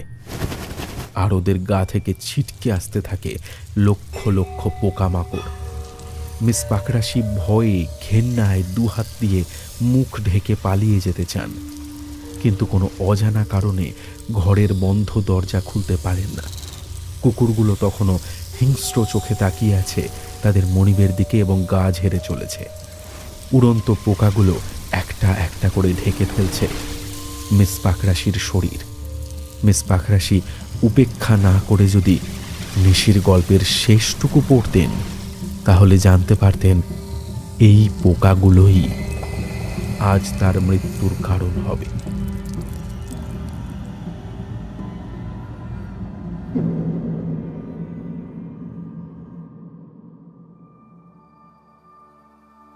দার্জিলিং শহর মানেই আজকাল পর্যটকদের ভিড়। দোকান বাজারে কেনাবেচার দরদাম, নইলে পর্যটকদের সঙ্গে স্থানীয় ড্রাইভার ও হোটেল মালিকের বচসা। পেশায় সাইকোলজিস্ট ডক্টর অমিতেশ নাগের অন্তত এই ধারণাই ছিল। এমন নয় যে তিনি কখনো দার্জিলিং আসেননি, কিন্তু সেও বেশ কয়েক দশক আগে। তখনকার শৈলরানী দার্জিলিংয়ের সঙ্গে কি আর এখনকার পর্যটন শিল্পের রমরমা বাজার দার্জিলিং শহরকে মেলানো যায়? কিন্তু অমিতেশের ভুল ভাঙল ব্রজেশ গুপ্তর এই ব্যক্তিগত প্রপার্টিতে এসে। ছোট্ট টিলার ওপর সরু পাকদণ্ডি বেয়ে খানিকটা উঠলেই সবার প্রথমে নজর পড়ে ঘন পাইন বন। অনেকটা জায়গা জুড়ে বেশ প্রাচীন পাইন গাছের সমাহার। পাইন বনের ঠিক উল্টো দিকে অনেকটা ঘাস জমি ছেড়ে বাঁ হাতের পথটা ধরলেই ব্রজেশ গুপ্তর ছোট্ট কাঠের বাংলো। ব্রজেশ জানিয়েছিলেন যে বাড়িটায় তিনি ও তার স্ত্রী থাকেন। আশেপাশের ফাঁকা জমিতে ছড়িয়ে ছিটিয়ে পড়ে থাকা পাইন গাছের গুঁড়ি যেন জায়গাটার সৌন্দর্য অনেকটাই খর্ব করে রেখেছে। বাড়িটার কাছে আসতেই উল্টো দিকের একটা চওড়া রাস্তা নজরে পড়ে। রাস্তাটা দিয়ে গাড়ি নিয়ে সোজা নেমে যাওয়া যায় শহরের মূল অলিন্দে। পায়ে হাঁটা পথটা বেশ চড়াই। এইটুকু উঠে আসতেই বছর 40-এর অমিতেশকে বেশ কসরত করতে হয়েছে। একে তিনি সমতলের মানুষ, তাই গাড়ি আর লিফটে চলাচল করার অভ্যেস খারাপ। টিলার ওপরে উঠতেই গাড়ি নামার পথটা চোখে পড়েছিল অমিতেশের। পাশে দাঁড় করানো পুলিশের গাড়িটাও। পুলিশ যে এখানে আসবে সেটাই স্বাভাবিক, কিন্তু এই মুহূর্তে যে অমিতেশের আসার কথা, সেটা কি ব্রজেশ গুপ্ত পুলিশকে আগেই জানিয়ে রেখেছিলেন? অমিতেশ দ্বিধাদ্বন্দ্ব নিয়েই বাড়িটার দিকে এগিয়ে যাচ্ছিলেন। ঠিক তখনই পেছন থেকে ডাকটা পেলেন, কাকে চাই? পেছন ফিরেই অমিতেশ দেখলেন একজন পাহারাদার। বললেন, আমি কলকাতা থেকে আসছি, ডক্টর অমিতেশ নাগ। মিস্টার গুপ্তর সঙ্গে আমার অ্যাপয়েন্টমেন্ট আছে। পাহারাদারটি অমিতেশকে এক নজর দেখে বলল, আচ্ছা, আসুন। অমিতেশ নিঃশব্দে পাহারাদারকে অনুসরণ করলেন। ব্রজেশ গুপ্ত কি তাঁর আসার খবর বাড়ির দারোয়ানটিকেও দিয়ে রাখেননি? সবই তো বুঝলাম। অমিতেশ নাগ দারোয়ানটিকে অনুসরণ করে যে ঘরের সামনে এসে উপস্থিত হলেন, সেখানেই বসে আছেন দুজন পুলিশ আধিকারিক। বুকের ভবিষ্যৎ কিভাবে দেখতে পেলেন? আর তাদের উল্টো দিকের চেয়ারে মিসেস গুপ্ত, মিসেস অনামিকা গুপ্ত, লেখিকা। মিসেস অনামিকা গুপ্ত হলেন সেই অধুনা রাতারাতি বিখ্যাত হয়ে যাওয়া লেখিকা, যিনি নিশি ছদ্মনামে একটা সাপ্তাহিক পত্রিকায় গল্প লিখেছেন। লিখে যে শুধু বিখ্যাত হয়েছেন তাই নয়, গত 3টে সংখ্যায় প্রকাশিত ভৌতিক গল্পের আদলে 3টি মৃত্যুও হয়েছে। ডক্টর অমিতেশ নাগ সেই সব অদ্ভুত মৃত্যু সংক্রান্ত বিষয় নিয়েই কলকাতা থেকে দার্জিলিং ছুটে এসেছেন। পুলিশ এসেছে তদন্তকারী হিসাবে এবং অমিতেশ একজন মনোচিকিৎসক হিসাবে। পুলিশের প্রশ্নের প্রত্যুত্তর করতে গিয়েও থেমে গেলেন মিসেস গুপ্ত। দরজায় দাঁড়ানো দারোয়ানকে দেখে চোখের ইশারায় প্রশ্ন করতেই দারোয়ান বলল, একজন ডাক্তারবাবু এসেছেন কলকাতা থেকে, স্যারকে খুঁজছেন। আসতে বলো। মৃদু গলায় বললেন মিসেস গুপ্ত। তিনি অবশ্য জানেন কলকাতার আগন্তুক এসেছেন তাঁরই জন্য, মিস্টার ব্রজেশ গুপ্তর জন্য নয়। অমিতেশ নাগ ঘরে প্রবেশ করতেই মিসেস গুপ্ত নিজের পরিচয় দিয়ে বাকি দুজনের দিকে ইশারা করে বললেন, উনি শুভঙ্কর সেন, লালবাজার গোয়েন্দা বিভাগ এবং চকবাজার থানার ইন্সপেক্টর জয়জিৎ গুচ্ছাইত। তারপরেই ডক্টর অমিতেশের পরিচয় দিলেন। শুভঙ্কর সেন সরাসরি প্রশ্ন করলেন অমিতেশকে, তা আপনি বিষয়টা ঠিক কেমন দৃষ্টিকোণ থেকে দেখছেন? অমিতেশ ঘটনাগুলোর পুঙ্খানুপুঙ্খ বর্ণনা শুনে এবং প্রয়োজনীয় গবেষণা করেই দার্জিলিং এসেছিলেন। আসলে আমার সিনিয়র ডক্টর গৌরব মজুমদারের কাছে আমি বিষয়টা প্রথম শুনি। তিনি আমাকে এখানে পাঠিয়েছেন। আমার মনে হয় মিসেস অনামিকা গুপ্ত কোনো না কোনো সময়ে ভিকটিমদের অতীতটা জেনেছিলেন, সেটাই তার কাহিনীতে প্রকাশ পেয়েছে। আর বর্তমানের ঘটনাগুলো অস্বাভাবিক হলেও ব্যতিক্রমী আত্মহত্যা বা দুর্ঘটনা ভাবা যেতে পারে। কিভাবে? প্রত্যেক ক্ষেত্রেই দেখা গেছে ভিকটিম নিশির গল্প পড়েছিলেন, অন্তত পত্রিকাটা কাছাকাছি পাওয়া গেছে। আর কাহিনীতেও হুবহু মিল, মৃত্যুগুলোর পদ্ধতিও। ঠিকই। যেমন মৌমি গোস্বামীর ক্ষেত্রে দেখা গেছে যে ভদ্রমহিলা একাকিত্বের শিকার ছিলেন, সুন্দরী, কিন্তু বয়স বৃদ্ধির কারণে সৌন্দর্যে ভাঁটা পড়েছিল। সাধারণত নারীরা যৌবনের অন্তিম দশায় নিজেদের শরীর নিয়ে অতিরিক্ত ভাবেন, অতিরিক্ত প্রসাধনী ব্যবহার করেন অথবা চিকিৎসা বা সার্জারিও করেন। মৌমির ক্ষেত্রে মায়ের আত্মহত্যার একটা অপরাধবোধ অবচেতনে ছিলই। নিশির গল্পে সেটাই ট্রিগার করে এবং তিনি আত্মহত্যা করেন। তা নিজের চুল চেঁচে ফেলে বিনুনি বেঁধে গলায় পেঁচিয়ে। ব্যাপারটা হাস্যকর না? এবার কথা বললেন ইন্সপেক্টর জয়জিৎ। আচ্ছা, বেশ বেশ, এটাও না হয় মানা গেল, তবে বাকি দুটো? না, ডক্টর রজতাভর ব্যাপারটা খুব সিম্পল। হয় ব্যালকনি থেকে দুর্ঘটনাবশত পড়ে গিয়েছেন অথবা তিনি ঝাঁপ দিয়েছেন। এখানেও নিশির গল্প তার অপরাধ বোধকে উস্কে দিয়েছিল। আফটারঅল তিনি রূপকথাকে ভালোবাসতেন। কিন্তু এত বছর পর যখন তিনি পুত্র সন্তানের পিতা হতে চলেছেন, ঠিক তখনই আর একই দিনে ডক্টর তলাপাত্রর গাড়ির দুর্ঘটনা, সেটা তবে কি? লেখিকা কি করে জানলেন যে ওই দিনকেই ডক্টর তলাপাত্র এয়ারপোর্ট যাওয়ার পথে সড়ক দুর্ঘটনায় মারা যাবেন? দেখুন, ব্যাপারটা কাকতালীয়ই। সেটা কিভাবে ঘটলো এটা খুঁজে বের করা আপনাদের কাজ। আমার কাজ হলো মিসেস অনামিকা গুপ্তর মনের হদিশ পাওয়া। হঠাৎ ভবিষ্যৎ বলে দেওয়া কিন্তু এই প্রথম নয়, এর আগে অনেকেই বলেছেন এবং অনেক ক্ষেত্রে তা ঘটেওছে। অমিতেশের উত্তরে লালবাজারের দুঁদে গোয়েন্দা শুভঙ্কর সেনের ঠিক কী প্রতিক্রিয়া হলো বোঝা গেল না। তারা নিজেদের মধ্যে একটা শীতল দৃষ্টি বিনিময় করলেন। তারপর শুভঙ্কর সেন বললেন, একটা বিষয় স্পষ্ট, এগুলো খুনই। আর এটাও সত্যি যে খুনগুলো মিসেস অনামিকা গুপ্ত নিজের হাতে করেননি। হয়তো তিনি খুনিকে চেনেনও না, কিন্তু খুনি তার গল্পের সুযোগ নিয়েছে। আর খুনিকে ধরার জন্য যে ব্যাক ক্যালকুলেশন প্রয়োজন, তার সর্বপ্রথম ধাপ হলেন মিসেস গুপ্ত। চেয়ার ছেড়ে উঠে দাঁড়ালেন দুই পুলিশ আধিকারিক।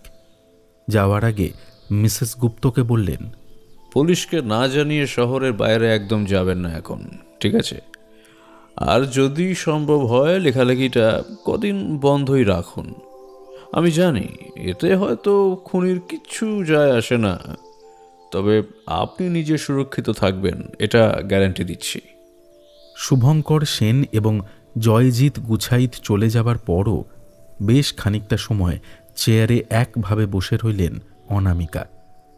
সামনে উপস্থিত অমিতেশ নাগের সঙ্গে একটি কথাও বলেননি। আপনাদের এই প্রপার্টিটা খুব সুন্দর মিসেস গুপ্ত। ডক্টর অমিতেশ নাগই মৌনতা ভঙ্গ করলেন। তবে লেখিকার লেখা বা সম্পর্কিত মৃত্যুগুলো নিয়ে তিনি একবারও একটি কথাও বললেন না। হয়তো একজন দক্ষ সাইকোলজিস্ট হিসাবে তার রোগীর অশান্ত মনকে আগে শান্ত করতে চাইছেন। আমাকে মাফ করবেন ডক্টর নাগ, আপনি অনেক দূর থেকে এসেছেন, চা কফি কিছুই অফার করা হয়নি। আপনার এখানে আসতে কোনো অসুবিধা হয়নি তো?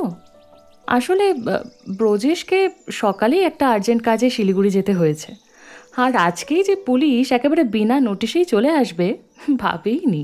আপনি ব্যস্ত হবেন না, আমার কোনো অসুবিধা হচ্ছে না। আজ সকালেই ব্রজেশ গুপ্তর সঙ্গে ফোনে কথা বলেছেন অমিতেশ।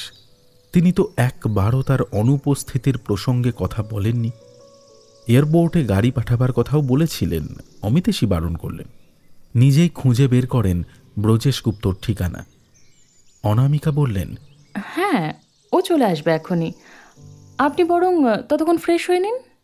আমার সত্যিই কোনো অসুবিধা হচ্ছে না, বরং এরকম একটা পরিবেশ, এত সুন্দর একটা প্রপার্টিতে এসে ভালোই লাগছে। থ্যাঙ্কস টু মিস্টার গুপ্ত, উনি জোর দিয়ে না বললে হয়তো আমি কোনো হোটেলেই থাকতাম এবং এইখানে থাকার সুযোগটা হাতছাড়া করার জন্য আক্ষেপ করতাম। অমিতেশের প্রশংসায় কাজ হলো। সামান্য হাসলেন লেখিকা, বললেন, গেস্টদের জন্য আরও 4টে কটেজ বানানোর কাজ চলছে। আশা করি পরে কখনো এলে আপনার জন্য ভালো ব্যবস্থা করতে পারবো। এরকম সুন্দর একটা জায়গা, হোমস্টে হিসেবে ভীষণ সুন্দর, তবে জানলা দিয়ে দূরের পাইন বনের দিকে তাকিয়েছিলেন অমিতেশ। তবে তবে কি? এমন সুন্দর একটা জায়গায় থেকে আপনি এরকম ভয়ঙ্কর খুনের গল্পগুলো কিভাবে লেখেন? অমিতেশ জানলা দিয়ে দৃষ্টি ফেরালেন অনামিকার দিকে। অনামিকার মুখে আবারও সেই ঘন কালো মেঘের পরত। বললেন, আমি কিন্তু সত্যি এই মৃত্যুগুলোর বিষয়ে কিছুই জানি না। পুলিশ মৃতদের অতীতের সঙ্গে আমার যোগসূত্র খুঁজছে, কিন্তু সেটা বৃথা চেষ্টা। আমি ওদের কাউকেই চিনতাম না, এমনকি নামগুলো আমার কাল্পনিক। একই নামের একই ব্যক্তি যার অতীতে সত্যি এমন কিছু থাকবে, এটা তো আমার জানাই ছিল না। সেটা অস্বাভাবিক নয়, আপনিও প্রথম নন, কিন্তু আমাকে ভাবাচ্ছে মৃত্যুগুলোর পদ্ধতি। পুলিশকে যতই ব্যাখ্যা দিই না কেন, এগুলোকে সহজ মৃত্যু বলে মানতে আমারও কষ্ট হয়। মিস অনিতা পাকরাশির মৃত্যুটাই দেখুন না। আমি জানি না সত্যি অতীতে এমন কিছু ছিল কিনা। শুনেছি উনি ওই রাস্তার কুকুরদের জন্য বেশ কয়েকবার ফান্ড রেজ পোস্ট দিয়েছেন, কিন্তু ওর মৃত্যুটা 5টা কুকুরের শরীরের ওরকম বিষাক্ত পোকা থেকে একদিনে কারোর মৃত্যু হতে পারে? আর অদ্ভুত বিষয়, কুকুরগুলোর শরীরে কিন্তু এরকম কোনো পোকা ছিল না। মিস পাকরাশি ওদের যথেষ্ট যত্ন নিতেন, তাই পুলিশের দৃষ্টিকোণ থেকে দেখলে হয়তো আমিও প্রথমে আপনাকেই সন্দেহ করতাম। একটা কাল্পনিক গল্প কি সত্যি আদৌ হয়? আগে কখনো হয়েছে কি? সেটাই তো জানতে চাই আমি। আপনি এই গল্পগুলো যখন লেখেন তখন কি মানসিকতা কাজ করে আপনার মধ্যে, সেইটাই আমার জানার বিষয়। আগে কখনো এরকম হয়েছিল? আপনার লেখালেখি শুরুর আগে কখনো এরকম ভবিষ্যৎ দেখতে পেতেন? চেয়ারে গা ছেড়ে দিয়ে বসলেন অনামিকা। আগে কখনোই এরকম হয়নি জানেন। আমার লেখা পাঠকপ্রিয় হয়েছে আমার এই বইটা থেকে। টেবিলে রাখা একটা বই অমিতেশের হাতে তুলে দিলেন অনামিকা। বইয়ের নাম নিশিরাত বাঁকা চাঁদ। বইটা হাতে নিয়ে উল্টে পাল্টে দেখে নামিয়ে রাখলেন অমিতেশ। আমি বইটা পড়েছি। এটা তো ওই এভরিওয়ান ইজ এ মুন নামক একটা বইয়ের ইংলিশ অনুবাদ আছে, তাই না? হ্যাঁ, তবে ইংলিশটাই মূল। নিশিরাত বাঁকা চাঁদ, বাংলায় অনুবাদ করা। আচ্ছা, এই নিশিরাত বাঁকা চাঁদ মানে এই নামটা থেকেই কি আপনি নিশি ছদ্মনামে লেখেন? হ্যাঁ, আসলে এটাই আমার প্রথম বেস্ট সেলার বলতে পারেন। এর আগে আমি যা বই লিখেছি তা সবই আমার ব্যক্তিগত অর্থে ছাপানো এবং কোনোটাই বাজারে কাটেনি। কিন্তু অদ্ভুতভাবে যখন এভরিওয়ান ইজ আ মুন এর পাণ্ডুলিপিটা জমা দিই, তখন 24 ঘন্টার মধ্যেই প্রকাশক ফোন করে বইটি প্রকাশের জন্য আগ্রহ দেখান। বইটা প্রকাশ হওয়ার সঙ্গে সঙ্গেই মার্কেটে আলোড়ন ফেলে দিয়েছিল। তখন প্রকাশকের ইচ্ছাতে আমি অনুবাদটা করি। এরপর সাপ্তাহিক পত্রিকা ওই হরর এক্সপ্রেস থেকে সম্পাদক ফোন করলেন, এরকমই ভৌতিক গল্প সাপ্তাহিক পত্রিকায় ছাপতে চান। অগ্রিম অর্থ দিয়েছিলেন লেখার জন্য। তারই প্রস্তাবিত এই নিশি ছদ্মনামে লিখেছিলাম গল্পগুলো। কখন লেখেন আপনি, মানে দিনের কোন সময়টা? বিশেষ কোনো সময় নেই, যখন ইচ্ছে হয় আর কি। আমার স্বামী ব্রজেশ, ওর নানা রকম ব্যবসা, আর্থিকভাবে সচ্ছলই বলা চলে আমাদের। বুঝতেই পারছেন, নিজের পকেট খসিয়ে দীর্ঘদিন হাবিজাবি ছাপিয়ে গিয়েছি। লোকে সেসব ছুঁয়েও দেখেনি। সন্তানহীন ধনী দম্পতিরা যেমন হয় আর কি। এই ব্রজেশ এই প্রপার্টিটা কয়েক বছর আগেই কিনে নেয়। আমিও নিভৃতে লেখালেখি করব ভেবেই এখানে পাকাপাকি সেটেল করি। আচ্ছা মিস্টার গুপ্ত, আর আপনার পরিবারে আর কে কে আছে? তেমন কেউ না। আমার বিয়ের আগেই বাবা মারা গিয়েছিল, মাও চলে গেল বছর 5 আগে। আমি ব্রজেশ দুজনেই একমাত্র সন্তান। ব্রজেশের পৈতৃক ব্যবসা। শ্বশুরবাড়িতে এক দূর সম্পর্কের পিসি ছাড়া আর কাউকেই দেখিনি আমি। আমার মামার সঙ্গে ওই ব্যবসায়িক সূত্রে পরিচয় হয় ব্রজেশের। তখনই বিয়ের কথা বলেন আমার মামা। If you don't mind Mrs Gupta, আমি কি জানতে পারি যে আপনাদের মধ্যে সম্পর্কটা কেমন? অমিতেশ খুঁটিয়ে দেখছিলেন অনামিকাকে। সম্পর্ক স্বাভাবিক। বছর 10 পেরিয়েছে বিয়ের পর। এই অবস্থায় যেমন হওয়া উচিত ঠিক সেই রকমই। সন্তান না হওয়ার জন্য ব্রজেশকে আমার প্রতি কখনোই ডিসরেসপেক্টফুল হতে তো দেখিনি। সেটা কি হওয়া উচিত বলে মনে হয় তোমার?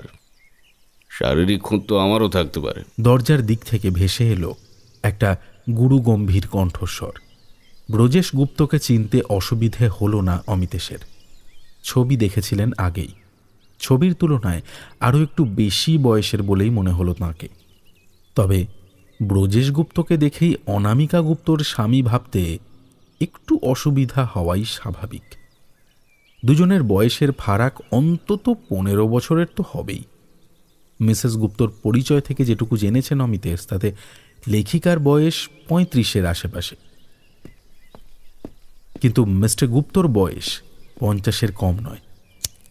চুরুট ধরিয়ে অনামিকার পাশে এসে বসলেন ব্রজেশ। আসলে মানুষ বড় স্বার্থপর ডক্টর নাগ। এই আমার বাবাকেই দেখুন না, বড় হয়ে কি হতে চাই, কি ভালো লাগে এসব জানার প্রয়োজনই মনে করেননি। জন্ম থেকেই জেনে এসেছি বাবার ব্যবসায়ী আমাকে দেখতে হবে, বড় করতে হবে, ভালো লাগুক অথবা না লাগুক। আবার নিজের সন্তান হলে কি আমিও বাবার মতোই ভাবতাম না? তাই আমার মনে হয় যা হয়েছে ভালোই হয়েছে। দুজনের শেষ বয়সটা এরকম সুন্দর প্রকৃতির কোলে কাটিয়ে দেবো ভেবেই এই প্রপার্টিটা কেনা। কিন্তু এসব কি ঘটছে বলুন তো? আমার তো কিছুই মাথায় ঢুকছে না। সেটা হওয়াই স্বাভাবিক। আসলে এরকম ব্যতিক্রমী ঘটনা কোথাও না কোথাও তো ঘটছেই। সব আমাদের নজরে আসে না বলেই হয়তো অস্বাভাবিক ঘটনা শুধু আমাদের সঙ্গেই ঘটছে মনে হয়। তা অবশ্য ঠিকই বলেছেন। ব্রজেশ স্ত্রীর কাঁধে হাত রাখলেন, তারপর অনামিকাকে বললেন, আচ্ছা তুমি ডক্টরকে আমাদের প্রপার্টিটা দেখাওনি? না, আসলে মিস্টার সেন এসেছিলেন। ও, উনি তো আবার কখনো বলে আসেন না। আমি বাড়ি ছিলাম না, সেই সুযোগেই। যাকে তুমি বিশ্রাম নাও, আমি বরং মিস্টার নাগকে প্রপার্টিটা করিয়ে দেখাই, তারপর একসঙ্গে লাঞ্চ করা যাবে। অমিতেশ ঠিক এই রকমই সুযোগ খুঁজছিলেন। আসলে ব্রজেশ গুপ্তর সঙ্গে আলাদাভাবে কথা বলাটা তাঁর প্রয়োজন। ব্রজেশবাবুর কাছ থেকে হয়তো অনেক তথ্য পাওয়া যেতে পারে। গোপাল মল্লিকের কাজটাই অদ্ভুত। এই কাজের কোনো দিন রাত নেই। কে কখন কোথায় কিভাবে মারা যায় ঠিক নেই, কিন্তু যাদের মৃতদেহেরও কোনো দাবিদার নেই তাদেরই ঠাঁই হয় এই ঠান্ডা ঘরে, মর্গে। আর গোপাল মল্লিক হলেন মর্গের ইনচার্জ অফিসার। শুরুতে কাজটা বাধ্য হয়ে অভাবের তাড়নায় করতে শুরু করলেও এখন মৃতদেহের সঙ্গে থাকাটা গোপাল মল্লিকের বেশ অভ্যেস হয়ে গেছে। অটোপসি রিপোর্টের পাতা ছাড়া এই মৃতদেহগুলো কখনো কথা বলে না, কখনো ক্ষতি করে না, শান্ত হয়ে ঘুমিয়ে থাকে। অথচ জীবন্ত অবস্থায় কি ভয়ঙ্করই না ছিল এরা। কেউ গুন্ডা তোলাবাজ, কেউ চোর ডাকাত, আবার কেউ সারা জীবন মানুষ ঠকিয়েও ধরা পড়ল না। গোপাল মল্লিকের মনে হয় শুধু শুধুই মানুষ মৃত আর মর্গের নামে ভয় পায়, অথচ মর্গের শীতল ঘরের থেকে আরামদায়ক আর কিচ্ছু নেই। ওরা আছে বলেই না এই গরমেও ঠান্ডা ঘরের মধ্যে আরামে একটু ঘুমাতে পারেন গোপাল মল্লিক। না হলে এই অসহ্য গরমে দুদণ্ড আরাম নেই। আজকাল হরর এক্সপ্রেস নামক একটি পত্রিকার অ্যাপে অনলাইন সাবস্ক্রাইবার গোপাল মল্লিক। এমনিতে তার পড়াশোনার অত শখ নেই, কিন্তু এই হরর এক্সপ্রেসের ঘটনাগুলো একেবারেই আলাদা। আগের তিনটে গল্প নাকি একেবারে সত্যি ঘটনা। গল্পের আদলেই খুন হয়েছেন 3 জন। এইসব খবর সোশ্যাল মিডিয়ার প্ল্যাটফর্মে ঘুরে ফিরে কানে এসেছিল গোপাল মল্লিকের। তারপর আর হরর এক্সপ্রেস অ্যাপটা সাবস্ক্রাইব করতে দেরি করেননি তিনি। আগের গল্পগুলো পড়েছেন। নিশি নামের লেখিকা জব্বর লেখেন। শোনা যাচ্ছে আজকাল পুলিশ তাকে এই খুনগুলোর জন্য সন্দেহ করছে। কেউ কেউ তো আবার বলছে লেখিকা নাকি মানসিক রোগী। সে যাই হোক, নিশির গল্প দিনে রাতে যে কোনো সময়ে শরীরের শিহরণ তুলতে পারে। এই যেমন আজকের গল্পটা গোপাল মল্লিকের মতোই একজন মর্গের ইনচার্জের। নামটাও তার গোপাল মল্লিক। গোপাল মল্লিক একটা ফাঁকা বিছানায় আয়েশ করে শুয়ে হরর এক্সপ্রেস অ্যাপটা খুলে আজকের গল্প পড়তে শুরু করলেন। তার আশেপাশের বিছানায় সদ্য আসা কিছু লাশ, ওদের পায়ের বুড়ো আঙুলে ঝুলে আছে নম্বর লেখা টিকিট। কোনো কোনো বেওয়ারিশ লাশ তখনও ফ্রিজারের ড্রয়ারে। কিছুক্ষণ আগেই একটা লাশ মর্গে এনে রেখেছে গোপাল মল্লিক। রাস্তার ধারে ছেঁড়া বিদ্যুতের তারে পা পড়ে যায় লোকটার। তারপর আগুন লেগে একাকার। সে এমন নৃশংস মৃত্যু যে বাড়ির লোক পর্যন্ত প্রথমে চিনতে পারেনি। আগামীকাল সকালে অটোপসি করে মৃতদেহ বাড়ির লোককে হস্তান্তর করা হবে। অন্য কেউ হলে এই রকম বিভৎস মৃতদেহের সঙ্গে এক ঘরে থাকার সাহস পেতেন না। কিন্তু গোপাল মল্লিক আজ প্রায় 20 বছর ধরে এই কাজ করছেন। তিনি জানেন যে মৃতদেহ কখনো ক্ষতি করে না, করতেই পারে না। যা করার জীবন্ত মানুষই করে। গল্পটা পড়তে পড়তে একটু অদ্ভুত লাগছিল গোপাল মল্লিকের। নিশির গল্পের কেন্দ্রীয় চরিত্র শুধু গোপাল মল্লিক নয়, করুণা মল্লিক নামের এক মহিলাও। করুণা মল্লিক প্রায় বছর 10 আগে মারা যাওয়া গোপাল মল্লিকের স্ত্রী। আবারও পড়তে থাকেন গোপাল মল্লিক। বিয়ের পর সেই যে বাস দুর্ঘটনার কবলে পড়ে করুণার কোমরের নিচ থেকে শরীরের বাকি অংশটা অসাড় হয়ে গেল, সেই থেকেই করুণা বিছানা আঁকড়ে পড়ে। আক্ষরিক অর্থেই করুণার জীবন তখন গোপাল মল্লিকের করুণার পাত্র। গোপাল মল্লিকের বয়স মাত্র 25, সবে জীবন শুরু হয়েছে তার। এই অবস্থায় পক্ষাঘাতগ্রস্ত স্ত্রীর দেখাশোনা করবেন নাকি নিজের জীবন গড়বেন? তাও 5-5টা বছর গোপাল মল্লিক অক্লান্ত পরিশ্রম করে হাসি মুখে স্ত্রীর সেবা করে গেছেন। তার নিজেরও তেমন আর্থিক সঙ্গতি ছিল না যে স্ত্রীর জন্য আয়া রাখবেন। একা হাতেই সামলেছেন সব। গোপাল মল্লিকের বয়স যত বাড়ছিল ততই ধৈর্যচ্যুতি হচ্ছিল। করুণা সবই বুঝতে পারত, কিন্তু এত অক্ষমতা সত্ত্বেও মরে যাবার একটুকুও ইচ্ছে ছিল না তার।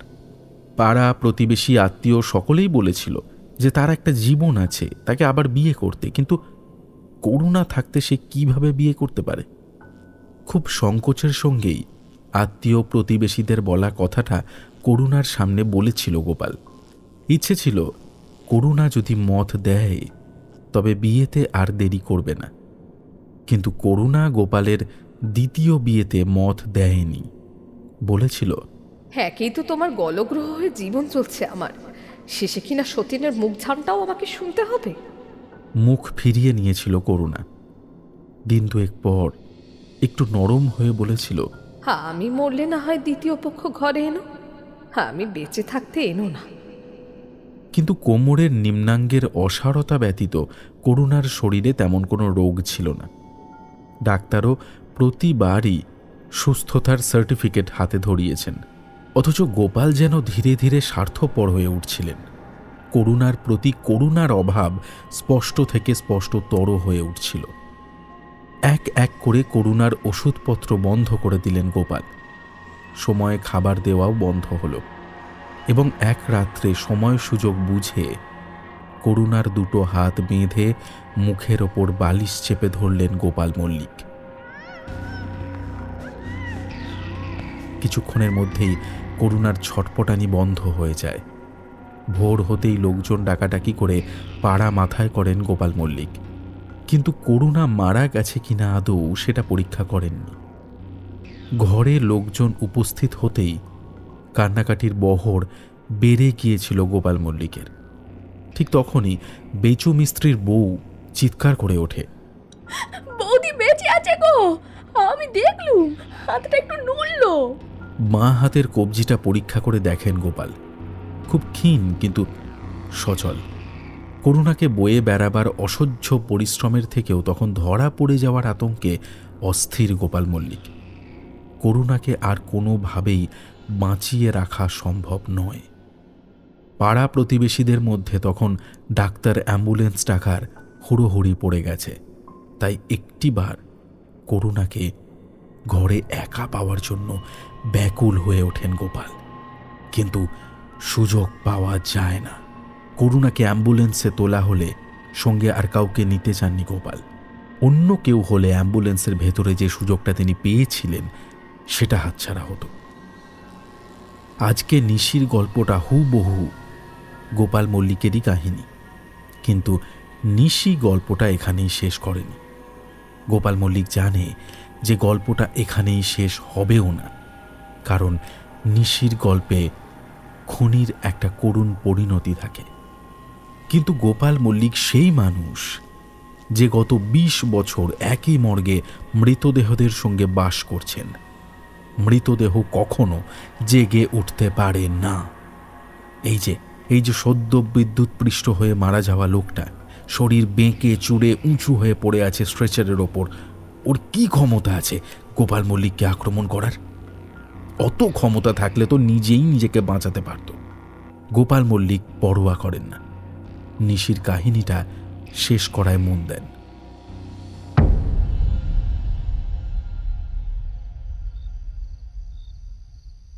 ডিনার সেরে সবে নিজের লেখার ঘরে এসে বসেছেন লেখিকা অনামিকা গুপ্ত ওরফে নিশি।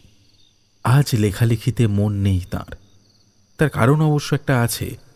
আজ শনিবার হরর এক্সপ্রেসে নিশির সাপ্তাহিক গল্প প্রকাশিত হওয়ার দিন। পত্রিকা নিশ্চয়ই কলকাতার বাজারে ছেয়ে গেছে এতক্ষণ, কিন্তু কোনো দুর্ঘটনার খবর এখনও তার কানে আসেনি। আর আসেনি বলেই একটা চাপা অস্বস্তি হচ্ছে অনামিকার।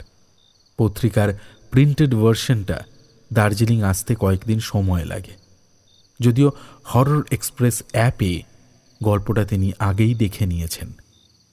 আজকে গোপাল মল্লিক নামক এক মর্গ কর্মীর কাহিনী ছাপা হয়েছে। সম্পাদক 6টা গল্পের জন্য অগ্রিম দিয়ে রেখেছেন। আজ নিশির 4র্থ গল্প। অস্থির মন নিয়েই টিভির চ্যানেল সার্ভ করছিলেন অনামিকা। হঠাৎ একটা খবরের চ্যানেলে চোখ আটকে যায় তার। শিলিগুড়িতে আজ বজ্রবিদ্যুৎ সহ প্রবল বৃষ্টিপাত হয়েছে, বিদ্যুতের ছেঁড়া তারে পা পড়ে পুড়ে মারা গেছেন একজন।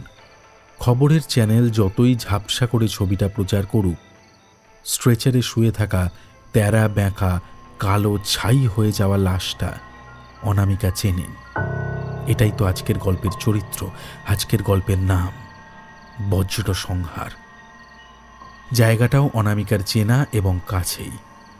ঘড়ি দেখলেন অনামিকা, রাত 9টা বাজে। গাড়ি নিয়ে বেরোলেও হয়তো ঘন্টা 3-4 মধ্যে পৌঁছে যেতে পারবেন তিনি। আর দেরি না করে ফ্রয়ার থেকে গাড়ির চাবিটা নিয়ে বেরিয়ে যান অনামিকা।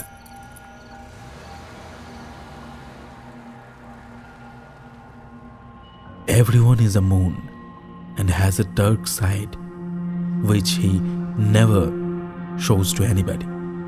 আমেরিকার বিখ্যাত পর্যটক লেখক মার্ক টুয়েনের সেই উক্তি। এই নামেই লেখিকা অনামিকা গুপ্তর প্রথম বই এভরিওয়ান ইজ আ মুন। পাঠককে আকৃষ্ট করার জন্য বইটার নামটাই যথেষ্ট নয়। 12টা অলৌকিক প্রতিশোধের কাহিনীতে জমজমাট বইটা নিজের গুণে সমাদৃত হয়েছে। লেখিকার এই বইটা পড়েই অমিতেশ দার্জিলিং থেকে আসার জন্য আরও আগ্রহী হয়ে ওঠেন। হরর এক্সপ্রেসে লেখা নিশির গল্পগুলোয় একটা দ্রুততা, একটা গতিময়তার ছাপ আছে। হয়তো সেটা পাঠক এবং পত্রিকার দাবিকে মান্যতা দেয়।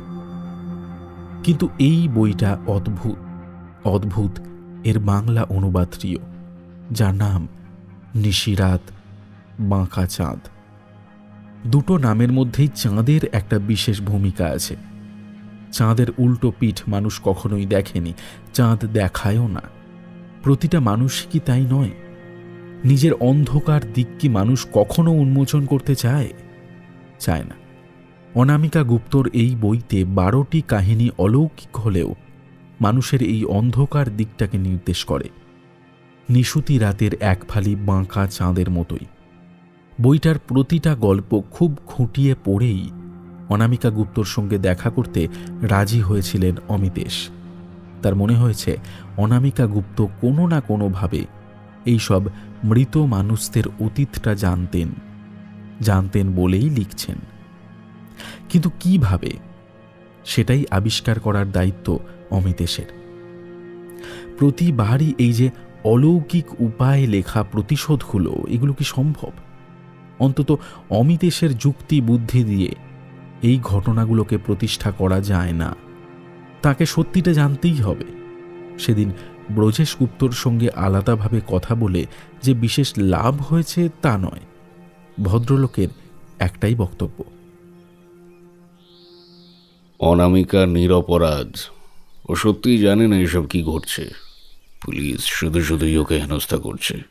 আপনি কি মনে করেন ওর লেখা পড়েই কেউ এই হত্যাগুলো করছে?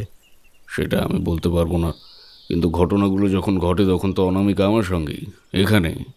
উনি কবে থেকে লিখছেন? লিখেছে তো বহুদিন, কিন্তু জানেন, এই যে আমার নতুন কেনার প্রপার্টিটা, এটা ওর জন্য বেশ লাকি। ও নিজেই বলে সে কথা।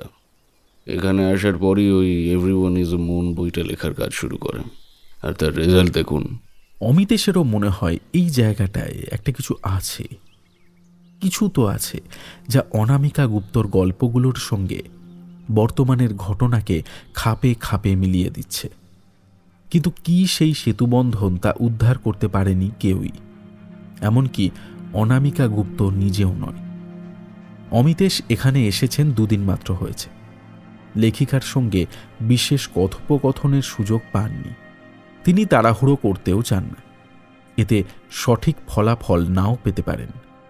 তবে একটা বিষয়ে অমিতেশ খেয়াল করেছেন, অনামিকা যখন স্টাডি রুমে বসে লেখেন তখন তিনি কাউকে সেই ঘরে প্রবেশের অনুমতি দেন, এমনকি স্বামী ব্রজেশ গুপ্তকেও নয়। ঠিক এই জায়গাটাই ভাঙতে চান অমিতেশ। কি এমন ঘটে অনামিকার সঙ্গে যে তিনি হুবহু ভবিষ্যৎ দেখতে পান? আর ওই জায়গাটা, ওই যে দূরের বিশাল পাইন বন, কি রহস্য আছে সেখানে? ব্রজেশ গুপ্ত বলেছিলেন পাইন বনের বেশ কয়েকটা গাছকে তিনি কেটে ফেলবেন, সেখানে তৈরি হবে হোমস্টে কটেজ। সেই কাজও শুরু হয়ে গেছে, শুধু এই কদিনের পুলিশি ঝামেলার জন্য স্থগিত আছে। জানলা দিয়ে দূরের অন্ধকারের পাইন বনের দিকে তাকিয়েছিলেন অমিতেশ। জায়গাটা যেমনই হোক, অমিতেশকে ভীষণ আকর্ষণ করার ক্ষমতা রাখে। দরজায় সজোরে ধাক্কা পড়ল। ব্রজেশ গুপ্ত ডাকলেন, ডক্টর ডক্টর নাগ, প্লিজ দরজা খুলুন। দ্রুত হাতে দরজা খুললেন অমিতেশ। কি হয়েছে? আমি জানি না ডক্টর, অনামিকা বাড়িতে নেই, নেই আমার গাড়িটাও। ফোন করছি কিন্তু ধরছে না। ব্রজেশবাবু কোনো রকমে কথাগুলো বললেন। বাড়িতে নেই? কোথায়? গাড়ি নিয়ে কোথায় গেলেন? সেটাই তো জানি না, এরকম তো কোনোদিন করে না। কখন বেরিয়েছে তাও জানি না। আমি দুটো ড্রিঙ্ক নিয়ে ঘুমিয়ে পড়েছিলাম, উঠে দেখি অনামিকা পাশে নেই, স্টাডিতেও নেই। ঘড়ি দেখলেন অমিতেশ, 11টা বাজে। কিছু একটা ভেবে বলতে যাবেন ব্রজেশবাবুকে, এমন সময় অমিতেশের মনে হলো আজ তো শনিবার, আজ তো নিশির গল্প প্রকাশিত হওয়ার দিন। বললেন, ব্রজেশবাবু, আপনি আজ নিশির গল্পটা পড়েছেন কি? নিশি মানে, এক মিনিট। পকেট থেকে মোবাইল বের করলেন ব্রজেশবাবু। দ্রুত হাতে হরর এক্সপ্রেস অ্যাপটা খুলে চোখ বোলাতে লাগলেন আজকের গল্পটায়। মিনিট খানেক বাদে বললেন, মাই গড, শিলিগুড়ি। শিলিগুড়িতে কি? অমিতেশ নিজেও ভেবে পাচ্ছিলেন না কি করা উচিত। আমার মনে হয় অনামিকা শিলিগুড়ি গেছে।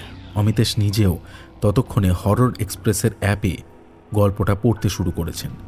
পুলিশকে ফোন করুন মিস্টার গুপ্ত, রিস্ক নেবেন না। ব্রজেশবাবু মোবাইলের স্ক্রিন হাতড়ে শুভঙ্কর সেনের নম্বর খুঁজতে শুরু করেছেন।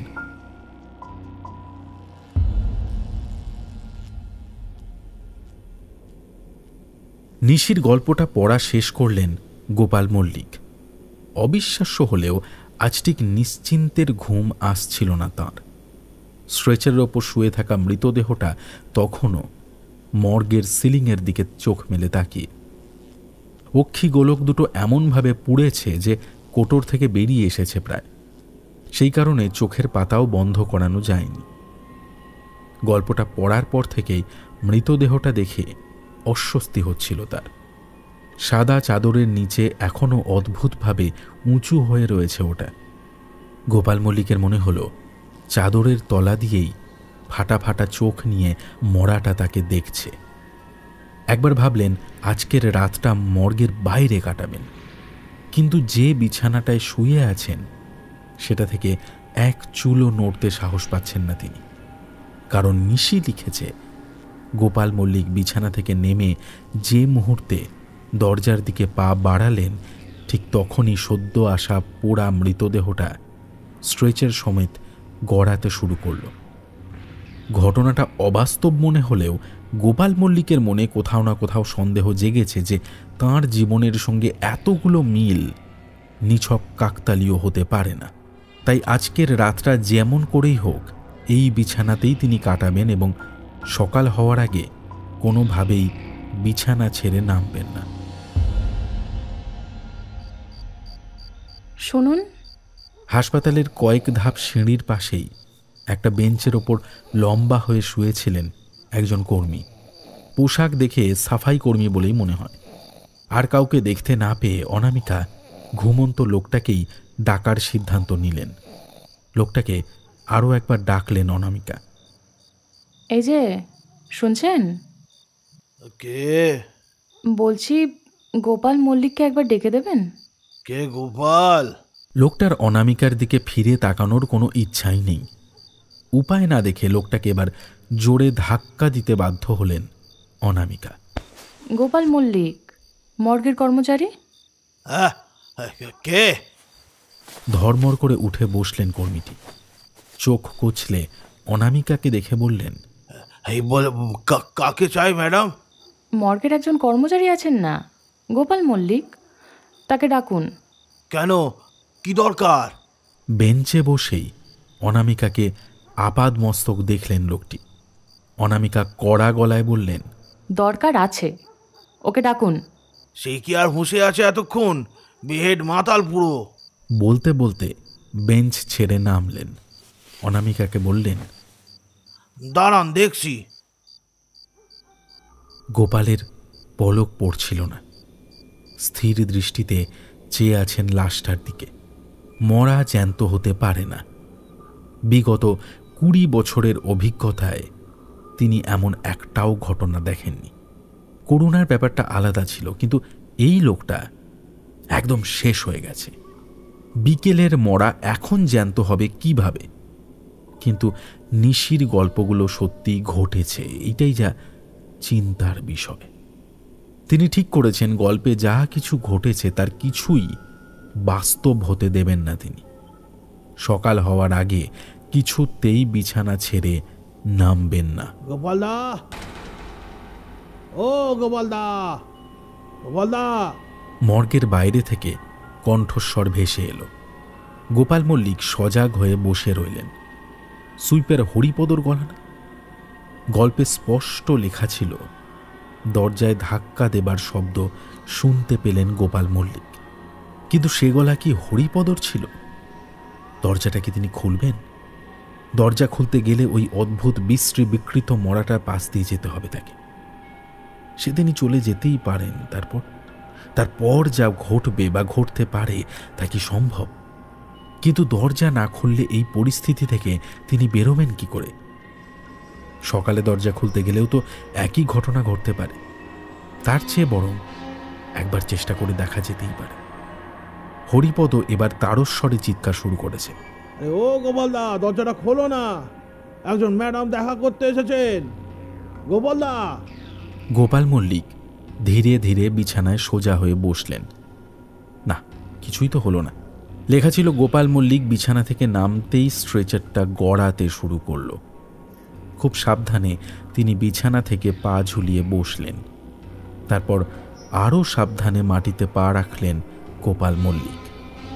তিনি ভূত প্রেতে তেমন বিশ্বাস করেন না, ভগবানেও নয়, কিন্তু আজ ভগবান নামক একটা আশ্রয়ের খুব প্রয়োজন বোধ করলেন তিনি। যদি সত্যি ভগবান থেকেও থাকেন, তিনি গোপাল মল্লিককে রক্ষা করবেন কেন? করবেন না, কারণ করুণাকে হত্যা করেছেন গোপাল।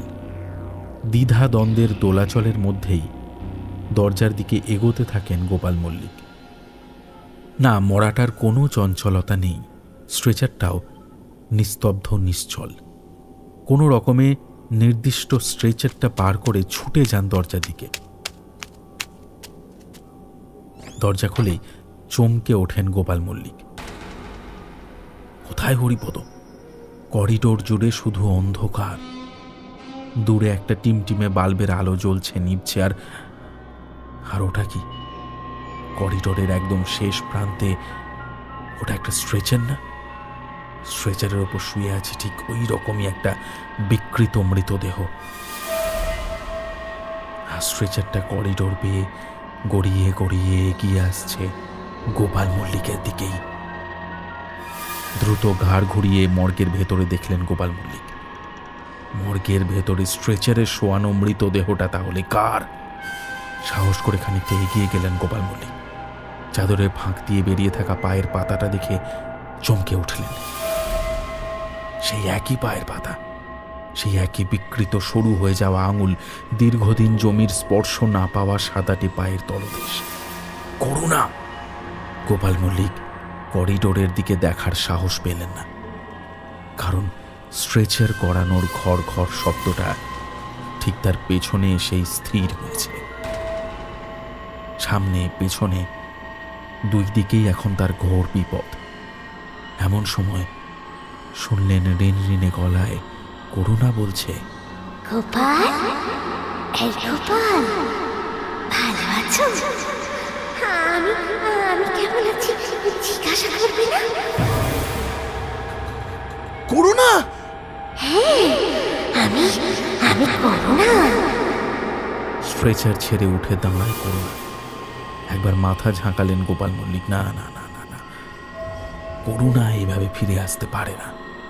মৃতদেহ কোনো দিন বেঁচে ওঠে না, এ তার চোখের ভুল, সব মিথ্যে। দ্রুত পেছন ফিরলেন গোপাল মল্লিক। আর ঠিক পেছনেই কোটর থেকে বেরিয়ে আসা বিস্ফারিত চোখ নিয়ে চেয়ে আছে বিকালের মৃতদেহটা। বেঁকে চুড়ে পড়ে আছে স্ট্রেচারে। গোপাল মল্লিক পেছন ফিরতেই পোড়া লাশটা স্ট্রেচারটা আরও একবার গড়াতে শুরু করল, কিন্তু দ্রুত। স্ট্রেচারের ধাক্কায় গোপাল মল্লিক গিয়ে পড়লেন মর্গের ভেতরের মেঝেই। পড়ে যাওয়ার আগে তিনি অনুভব করলেন স্ট্রেচারটা মর্গের ভেতর গড়িয়ে ঢুকেই দরজাটা বন্ধ হয়ে গেল। উপুর হয়ে পড়ার পর চোখ মেলতেই দেখলেন করুণা দাঁড়িয়ে আছে তার সামনে, নিজের পায়ে। বিশাল একটা আর্তনাদ বেরিয়ে এলো গোপাল মল্লিকের গলা চিড়ে।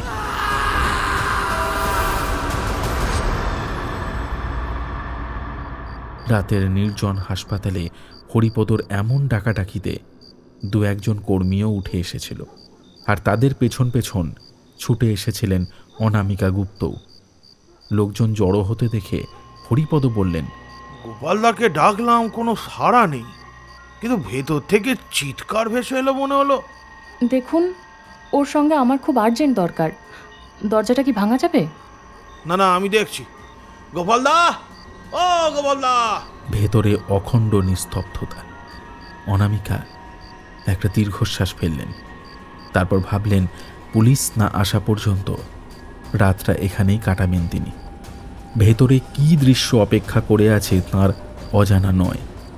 চেষ্টা করেও লোকটাকে বাঁচাতে পারলেন না তিনি।